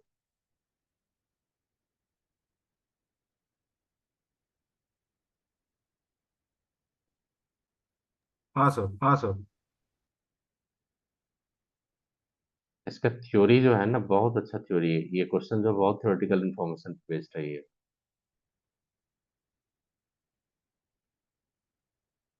बताइए, बोल रहा है कि नहीं पूरा पूरा कॉपर डिपॉजिट करवा दो? हाँ सर, पूरा हाँ सर। कॉपर को हाँ अगर डिपॉजिट हाँ करेंगे, पूरा कॉपर को अगर डिपॉजिट करेंगे, तो साइमल्टेनियसली अगर कैथोड पे कॉपर डिपॉजिट होगा तो एनोड पे हमेशा ऑक्सीजन आते रहेगा कि नहीं आपका? हाँ हाँ। तो 0.4 ग्राम कॉपर को जब डिपॉजिट करेंगे तो उसी के करस्पॉन्डिंग कितना आपका डिपॉजिट होगा, कौन आपका कितना आएगा ऑक्सीजन, वो नहीं फाइंड कर लेंगे वॉल्यूम कितना आएगा। अब फिर 7 मोर अगर हम लोग फिर डिपॉजिट करवाएंगे तो आपका क्या होगा, हाइड्रोजन ऑक्सीजन ही प्रोडक्ट आएगा ना, कॉपर तो नहीं आएगा, कॉपर तो चला गया। और जब वहां पे हाइड्रोजन ऑक्सीजन का प्रोडक्ट आना स्टार्ट हो जाएगा तो फिर कितना हाइड्रोजन कितना ऑक्सीजन आएगा आपका, जब आप करंट 1.2 एम्पियर दिया आपने कितना के लिए, 7 मिनट के लिए, 7 मिनट मोर क्लियरली बोल रहा है। तो ये क्वेश्चन बनाने के लिए आपको स्टेप बाय स्टेप आना पड़ेगा। तो खुद से पढ़ लेंगे इसको बनाने के लिए, बताइए आप लोग, तो मैं इसको छोड़ के रखूंगा थोड़ा अभी।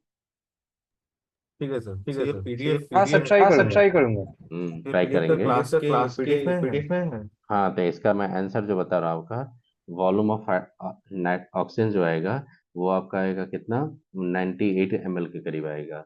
और वहाँ पे आप जाइएगा हाइड्रोजन का तो वो आ जाएगा अप्रोक्सीमेटली 29 के, मैं खुद बना के चेक किए थे तो मेरे को वो ही आंसर दिखे थे, तो वो उतना के करीब आया था।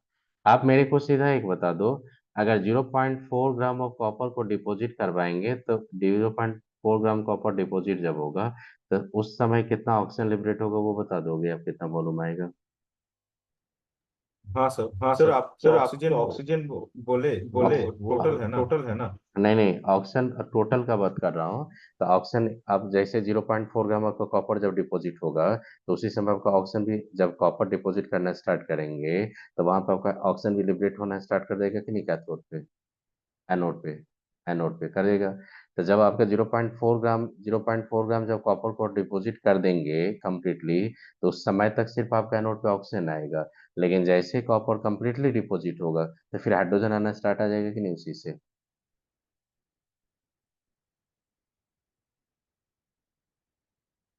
तो देखो मैं बता रहा हूँ,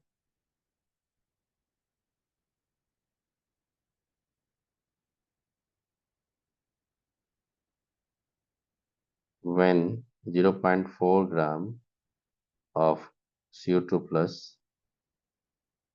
completely deposited, वहां पे लिख सकते हैं हम लोग equivalent of copper deposited equal to, equivalent of किसका लिख सकते हैं बताइए तो आप लोग, इक्विवेलेंट ऑफ ऑक्सीजन।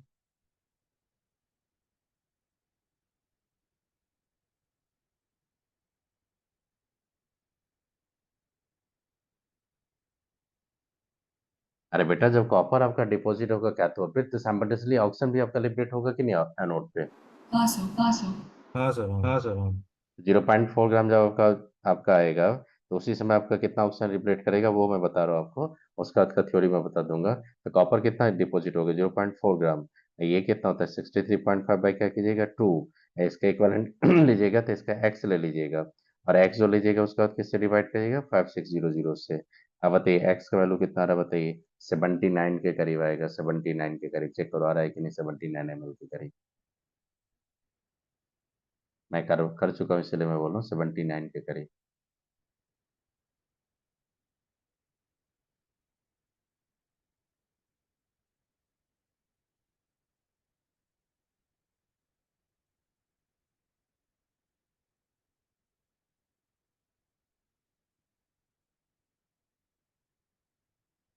कितना आ रहा है 78 या 79 के करीब आ रहा है कि नहीं ml।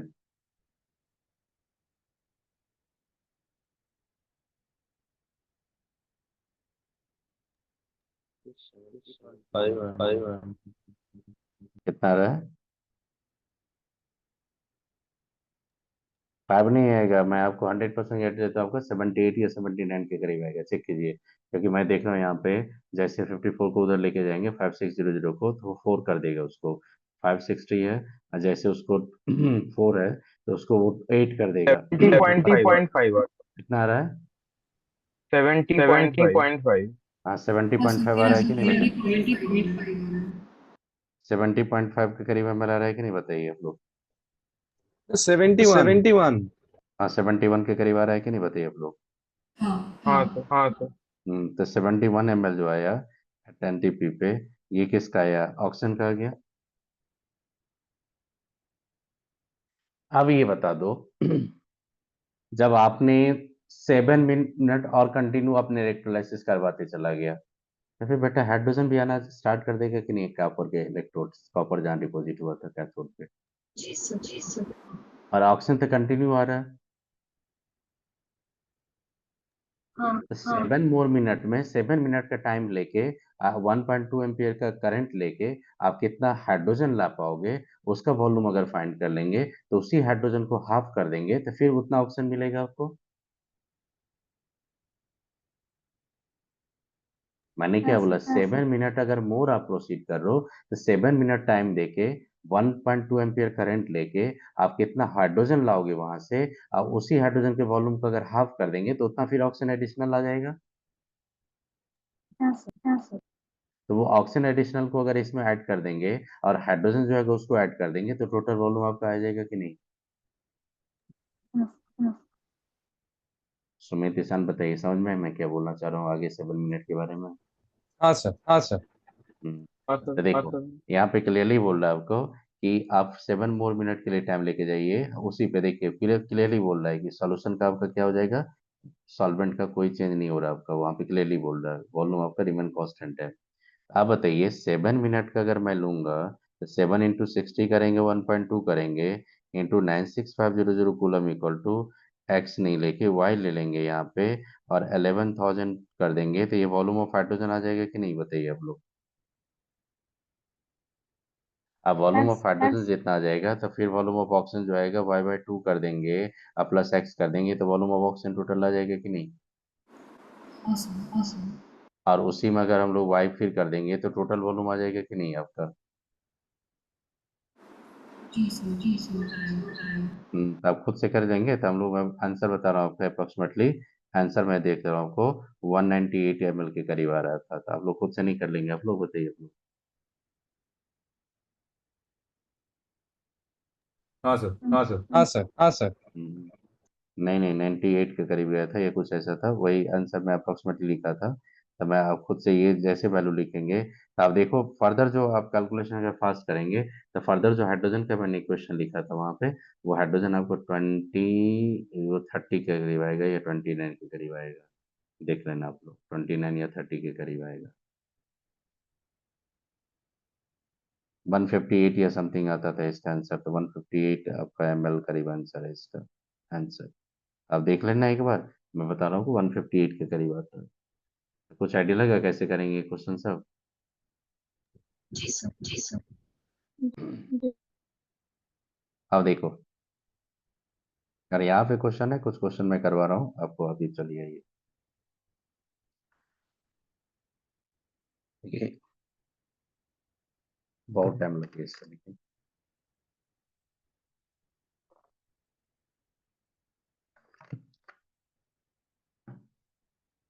आप बताइए कुछ बैटरी पढ़ा दूं। हाँ सर, हाँ सर।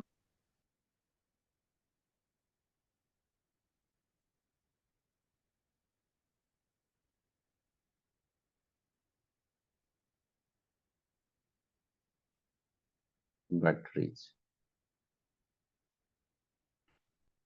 बैटरीज पे एक दो बैटरी जो है ना बहुत इंपॉर्टेंट है। फ्यूल सेल जो था आपने अनिमित्रा पढ़ा होगा, फ्यूल सेल बहुत इंपॉर्टेंट है, वो मैं बताऊंगा।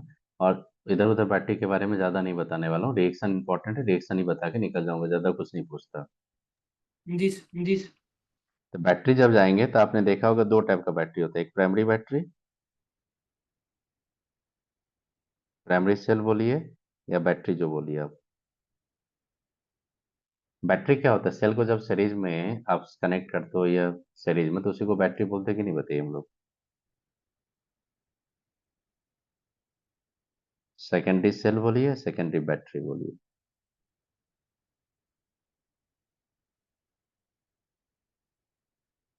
कैनॉट बी रिचार्ज, अगर आप रिचार्ज नहीं कर सकते हो, रीयूज नहीं कर सकते, उसको क्या बोलेंगे, प्राइमरी या सेकेंडरी। Primary, primary. और कैन बी रिचार्ज तो क्या हो जाएगा वो। सेकेंडरी, देखिए सेकेंडरी। एक एग्जांपल बता रहा हूँ आपको जो जो दिया एनसीईआरटी में। एक दिया होगा ड्राई सेल, दिया कि नहीं बताइए ड्राई सेल। हाँ सर, हाँ sir. Dry cell is your primary cell, dry cell. जैसे आप ड्यूरा सेल यूज करते हो, एवरीडे यूज करते हो, निप्पो का बैटरी जो भी यूज करते हैं आप लोग, वो जैसे रिमोट कंट्रोल में जहाँ भी लेते हो वो सब क्या होता होगा, प्राइमरी सेल रहता है, जो एक बार यूज होने के बाद आप फेंक देते हो उसको, तो ड्राई सेल हो गया। लाइक लंच सेल इसी को बोला जाता है। अब फिर आपका मरकरी सेल आता है। मरकरी सेल कहाँ पे यूज करते हैं, तो आपने देखा होगा मरकरी सेल वॉच में यूज करते हैं हम लोग, रिस्ट वॉच में मरकरी सेल यूज करते हैं हम लोग। इसमें जाएंगे तो इसमें होगा लेड स्टोरेज बैटरी।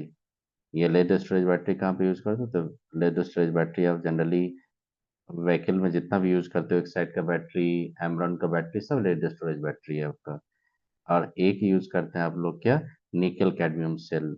निकल कैडमियम का बैटरी भी क्या होता है आपका, निकल कैडमियम बैटरी सेल भी होता है। ये भी आपका सेकेंडरी सेल है, मतलब कि ये रिचार्ज कर सकते हैं हम लोग। एक आपने लिथियम आयन बैटरी आप यूज करते हो, लिथियम आयन बैटरी जिसको बोलते हैं हम लोग, लिथियम आयन बैटरी ये बोलो या लिथियम आयन सेल बोलो। तो लिथियम आयन बैटरी कहाँ पे यूज करते हो, मोबाइल में आप यूज करते हो lithium ion battery, power bank सब में यूज करते हो लिथियम आयन बैटरी। तो लिथियम आयन बैटरी क्या होता है वो बताऊंगा आपको, लेड स्टोरेज बैटरी के बारे में बताऊंगा, ड्राई सेल के बारे में बताऊंगा, मरकरी सेल के बारे में बताऊंगा। इस रिएक्शन का जितना एनसीईआरटी में दिया ना, रिएक्शन बहुत इंपॉर्टेंट है इस सबका। फिर बताऊंगा रस्टिंग ऑफ आयरन बताऊंगा एक आपको, फ्यूल सेल के बारे में बताऊंगा, hydrocarbon combustion of hydrocarbon fuel cell के बारे में बताऊंगा, हाइड्रोजन का फ्यूल सेल के बारे में बताऊंगा। ये सब बहुत इंपॉर्टेंट है आपका जेई के पर्पज से भी, नीट के पर्पज से भी, क्योंकि एनसीईआरटी में ये सब दिया है आपका। तो बताइए रिचार्ज अगर कर लेंगे तो क्या बोलेंगे, प्राइमरी या सेकेंडरी? Primary. Siraj, battery से बहुत speed. हाँ, और रिचार्ज अगर नहीं कर पाएंगे तो क्या बोलेंगे आप लोग बताइए। चलिए, हाँ तो एक एक करके मैं आपका सारा सेल का बता रहा हूँ आपको। तो पहले लिखिए dry cell, dry cell. Dry cell जब जाओगे बेटा, ड्राई सेल आपने देखा होगा, ड्राई सेल में क्या होता है कि इस तरह का कुछ जिंक का कंटेनर होता है कि नहीं, आपने देखा होगा ड्राई सेल में तो कुछ इस तरह का जिंक का कंटेनर होता है, याद करो।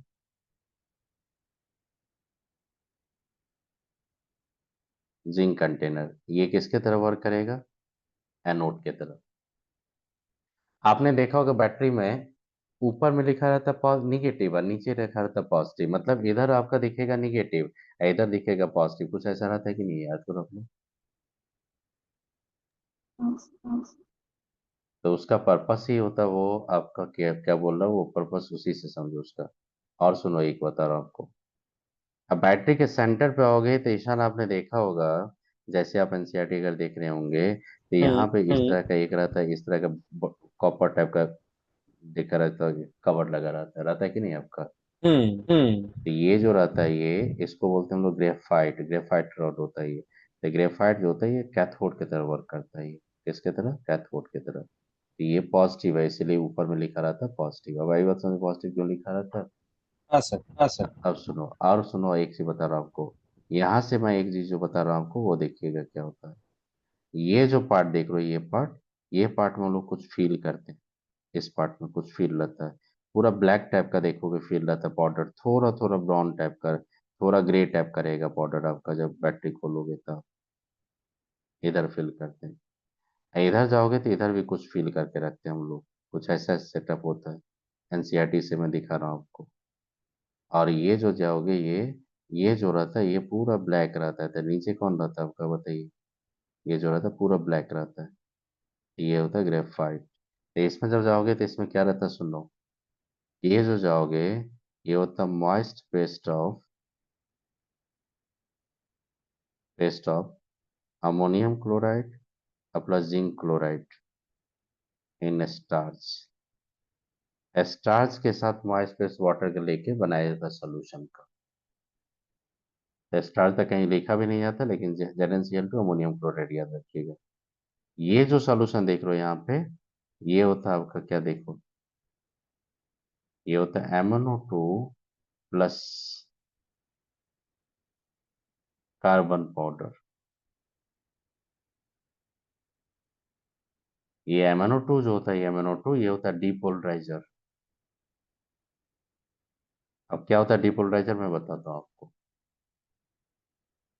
कंस्ट्रक्शन है समझ में, जब देखना कि रैपर निकालोगे ना तो ऐसे ही जिंक कंटेनर निकलेगा आपको, फिर उसको खोलोगे तो देखना कि ग्रे इस टाइप का सॉल्यूशन रहेगा, फिर उसको जाओगे तो ब्लैक इस टाइप का आएगा, बीच में आपका ग्रेफाइट का रॉड निकलेगा। तो ये आप देखते होंगे। अब देखो क्या होता है यहाँ पे। एनोड पे आएंगे तो एनोड पे किसका ऑक्सीडेशन होगा ये बता दो। सर अपने सर MnO अपने MnO डीपोलराइजर। डिपोलराइजर।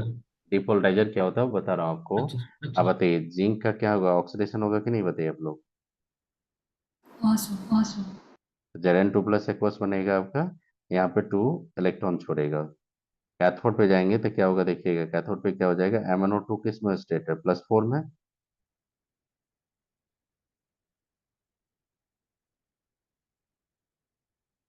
बताइए NH4+ लिए थे, एक इलेक्ट्रॉन लेके ये चला जाएगा MnOOH, अब प्लस क्या हो जाएगा NH3। अब मेरे को बता दो, मैग्नीज यहाँ पे +4 से मैग्नीज +3 में जा रहा है कि नहीं।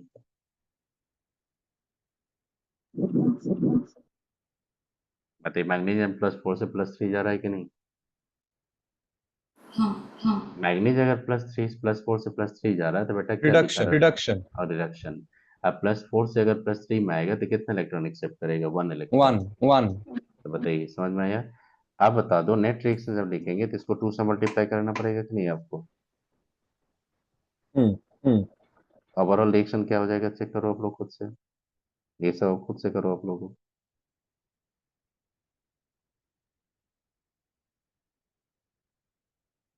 2Zn क्या हो जाएगा सॉलिड, MnO2 भी सॉलिड होगा,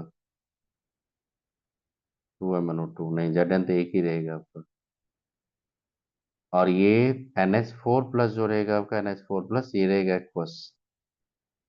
दे रहा है यहाँ पे क्या क्या देखो, MnOOH। बेटा बताओ जिंक जब ऑक्सीडाइज हो गया था तो पोलराइजेशन आएगा कि नहीं। अरे बेटा एक ऑक्सीडाइज होगा तो एक तरफ पॉजिटिव से या रिड्यूस ऑक्सीडाइज होकर इलेक्ट्रॉन छोड़ेगा तो नेगेटिव पोल पोलराइजेशन आ जाएगा कि नहीं आपका। हाँ तो उस पोलराइजेशन को जैसे इलेक्ट्रॉन कोई ले लेगा तो उसको डिपोलराइज कर दिया कि नहीं फिर। हाँ। इसीलिए बोला जाता है MnO2 को डिपोलराइजर ऑफ द ट्राइसेप। अच्छा। आई बात समझ में। और यहाँ पे क्या हो जाएगा 2NH3 गैस। आप बता दो ये अमोनिया गैस जब एक्यूमुलेट होते जाएगा तो आपका सेल कभी ब्लास्ट कर सकता है कि नहीं। हाँ कर सकता है तो। हाँ कर सकता है, लेकिन लेकिन क्या करता है Zn2+ जो यहाँ पे ये टेट्रामाइन कॉम्प्लेक्स बना के उसको पकड़ के कॉम्प्लेक्स में कन्वर्ट करके रख लेता है। सर सुनिए फिर से बता रहा हूँ, आपका बाय प्रोडक्ट में आपका NH3 गैस आएगा, लेकिन आप कभी देखते हो कि सेल जब आपका वर्किंग रहता है कभी उसमें गैस एक्यूमुलेट होता है, नहीं होता। एक्चुअली जैसे NH3 बनता है तो NH3 को Zn2+ जो आपने ले रखा था Zn इलेक्ट्रोलाइट, वो ZnCl2 Zn2+ क्या करेगा टेट्रामाइन का स्टेबल कॉम्प्लेक्स बना देगा। और टेट्रामाइन का स्टेबल कॉम्प्लेक्स बना के स्टे करता है वो, तो गैस आपका निकलेगा वहां से, गैस बन ही नहीं रहेगा, वो तो कॉम्प्लेक्स बना के रह गया। आई बात समझ में। और इसका जो ई सेल होता है, ये ई सेल जो होता है वो देखिएगा 1.2 से लेके 1.4 वोल्ट तक ही रहता है। तो आप जनरली तो आपने देखा होगा जो पेंसिल बैटरी आप यूज करते हो, पेंसिल बैटरी से यूज करते हो, उसके रैपर पे 1.2 वोल्ट 1.3 वोल्ट किसी का 1.4 वोल्ट यही से लिखा रहता है कि नहीं आपका पोटेंशियल डिफरेंस। बताइए। हाँ आप अगर बैटरी कहीं भी देखिएगा तो उस पर गौर से थोड़ा रैपर को आप इंफॉर्मेशन जो होगा वो पढ़िएगा। तो एक तरफ नीचे रखिएगा निगेटिव पोल, ये निगेटिव, इधर रखिएगा आपका पॉजिटिव, और उसके रैपर पे लिखा रहेगा 1.5 वोल्ट भी कभी कभी लिख देता है, 1.2 1.3 ऐसे करके होता है। समझ में आ गया आपका ड्राई सेल। सर डिपोलराइजर के बारे में। अरे बेटा डिपोलराइजेशन का मतलब होगा कि जिंक जैसे ऑक्सीडाइज हो जाएगा तो एक तरफ एक्यूमुलेट होगा पॉजिटिव और एक तरफ आएगा आपका इलेक्ट्रॉन, तो वहां पे पोलराइजेशन आ जाएगा कि नहीं बताइए आप लोग। हाँ। और जैसे ही इलेक्ट्रॉन को अगर कोई लेके चला जाएगा तो डिपोलराइज कर देगा कि नहीं उसको, बताइए आप लोग। मतलब इलेक्ट्रॉन। नहीं नहीं, ये इलेक्ट्रॉन को अगर लेके MnO2 चला गया आपका तो इसका पोलराइजेशन खत्म हो जाएगा कि नहीं आपका। हाँ। तो इसीलिए बोलते हैं डिपोलराइजेशन। देखो अब देखो मैं एक चीज बता रहा हूँ आपको, यहाँ से एक चीज बता रहा हूँ देखना। ये सब एनसीईआरटी देखो, एनसीईआरटी से ये सब खुद से पढ़ो, मैं बता रहा हूँ आपको थोड़ा हाईलाइट करके। टाइम तो देख रहा हूँ, लेकिन हाँ एक सर ये दो सब हाँ सर ये सब पूरा पूरा पूरा थ्योरी में दिया था। देखिए देखिए देखिए देखिए, यहाँ पे एक चीज बता रहा हूँ, देखिएगा एक चीज दिखा रहा हूँ आपको, देखिएगा देखिएगा, एक चीज दिखा रहा हूँ आपको, देखिएगा। देखिए एनसीईआरटी मैंने बोला था आपको, देखिएगा क्या लिखा था, देखिएगा। During the electrolysis of sulphuric acid follow the process possible at anode, लिख रहा है कि नहीं आपका, देखो। हाँ sir Dilute sulfuric acid 3 preferred, but higher concentration prefer this, बोल रहा है कि नहीं, पर सल्फेट। हाँ सर हाँ सर। हाँ सर और सुनिए, बैटरी में यही था, बैटरी यही ड्राई सेल है, देखो MnO2 रखा कि नहीं कार्बन ब्लैक के साथ, देखो। हाँ सर हाँ हाँ। ग्रेफाइट तो लिखा कि नहीं, और देखो कॉम्प्लेक्स बना दिया कि नहीं, यहाँ पे कॉम्प्लेक्स बोला कि नहीं सर वो प्लस। कार्बन ब्लैक का फंक्शन क्या है? कार्बन ब्लैक का वो क्या होगा, कार्बन ब्लैक जो होगा वो आपका जो ग्रेफाइट देख रहे हो उसको, ग्रेफाइट का सरफेस एरिया बढ़ाने के लिए, ताकि रेट आपका फास्ट होगा सोल्यूशन, इसीलिए वो यूज किया जाता है। अच्छा अच्छा। अब देखिए, ये समझ में आ गया आपका, वर्क पोटेंशियल कितना 1.5 लिखा था मैंने, 1.4 लिखा, उसको मैं कर देता हूँ। तो बताइए, लेकलांच इसको बोलते हैं हम लोग, तो समझ में आ गया कैथोड एनोड क्या होता है इसमें। हाँ सर हाँ sir mercury cell suitable for the low concentration of the hearing at, जो लेते हैं वॉचेस जो लेते हैं उसमें हम जिंक मरकरी का अमलगम कर लेते हैं हम लोग, देखो। ये जो है ना, ये तो मैं सेल रिएक्शन लिख भी दे रहा हूँ आपका, ये बहुत अच्छा होता है, मतलब कि जो बॉटम सेल लेते हो ना, कुछ ऐसा ही रहता है कि नहीं, ईशान बताइए, इसी तरह कर दिखने में रहता होगा। ओ अच्छा, वो छोटा छोटा हाँ, जैसे आपके जब बच्चे होंगे आपके बटन पास, जैसा। जैसा। हाँ, जब आपके आपके आप जब बच्चे होंगे तो आपको बहुत सारा जो टॉय जब गिफ्ट मिलता होगा आपको, एक छोटा छोटा बैटरी रहता था कि नहीं, बताइए आप लोग। हाँ सर हाँ अच्छा वो मरकरी है। हाँ, मरकरी है वो। तो वहां पे देखिए, यहाँ पे क्या मैं रिएक्शन यहीं पे लिख दूं या वहां पे लिखूं, जो बोलेगा बताइए। इलेक्ट्रॉनिक नहीं नहीं, बताइए कहाँ पे मैं लिख दूं, बताइए आप लोग, जहाँ बोलेगा मैं लिख दूंगा आपको।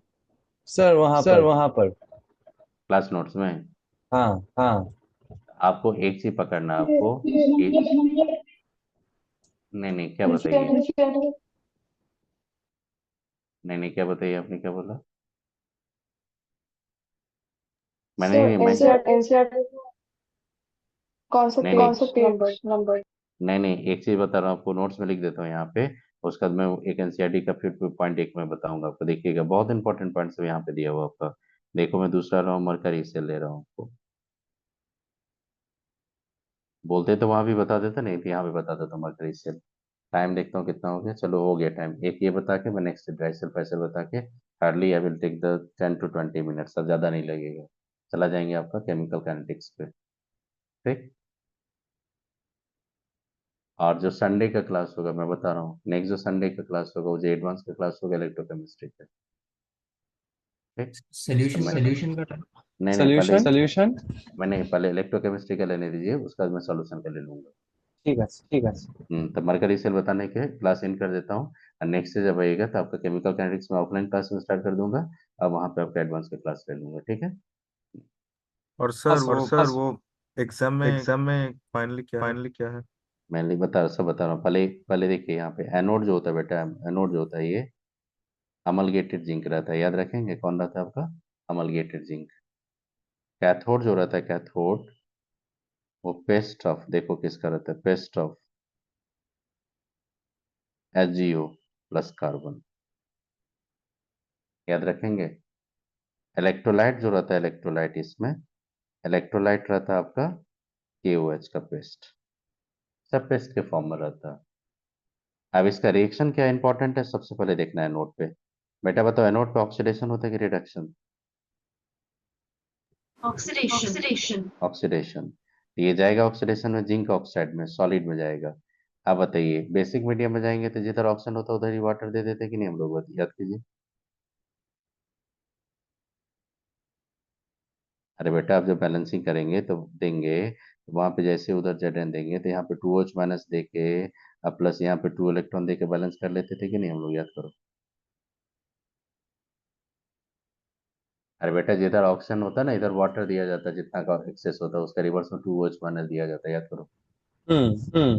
हम्म।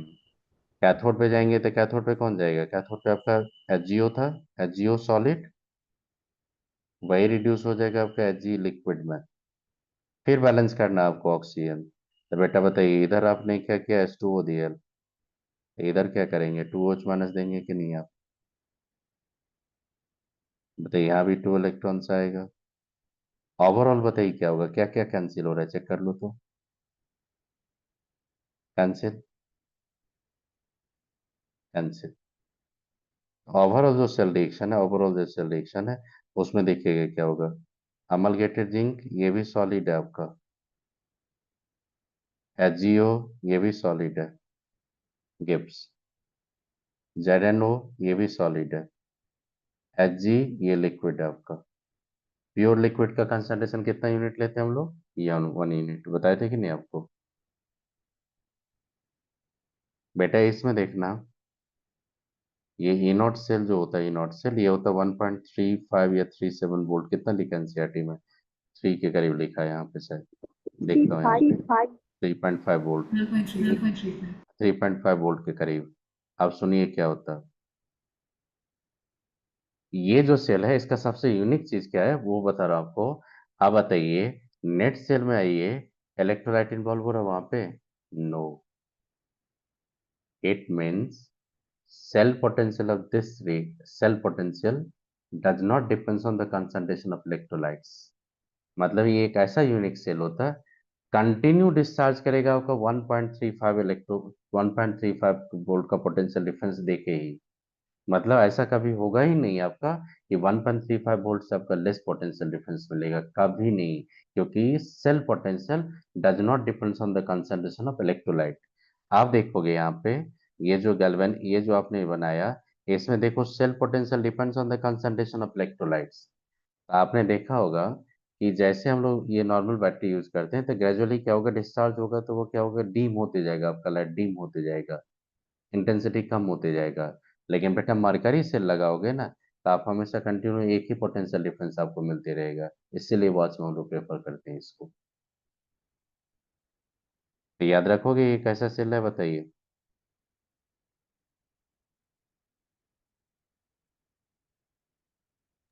It discharges with a constant potential difference या with same potential difference बताइए। constant potential। Constant Constant potential potential. because constant potential difference because cell potential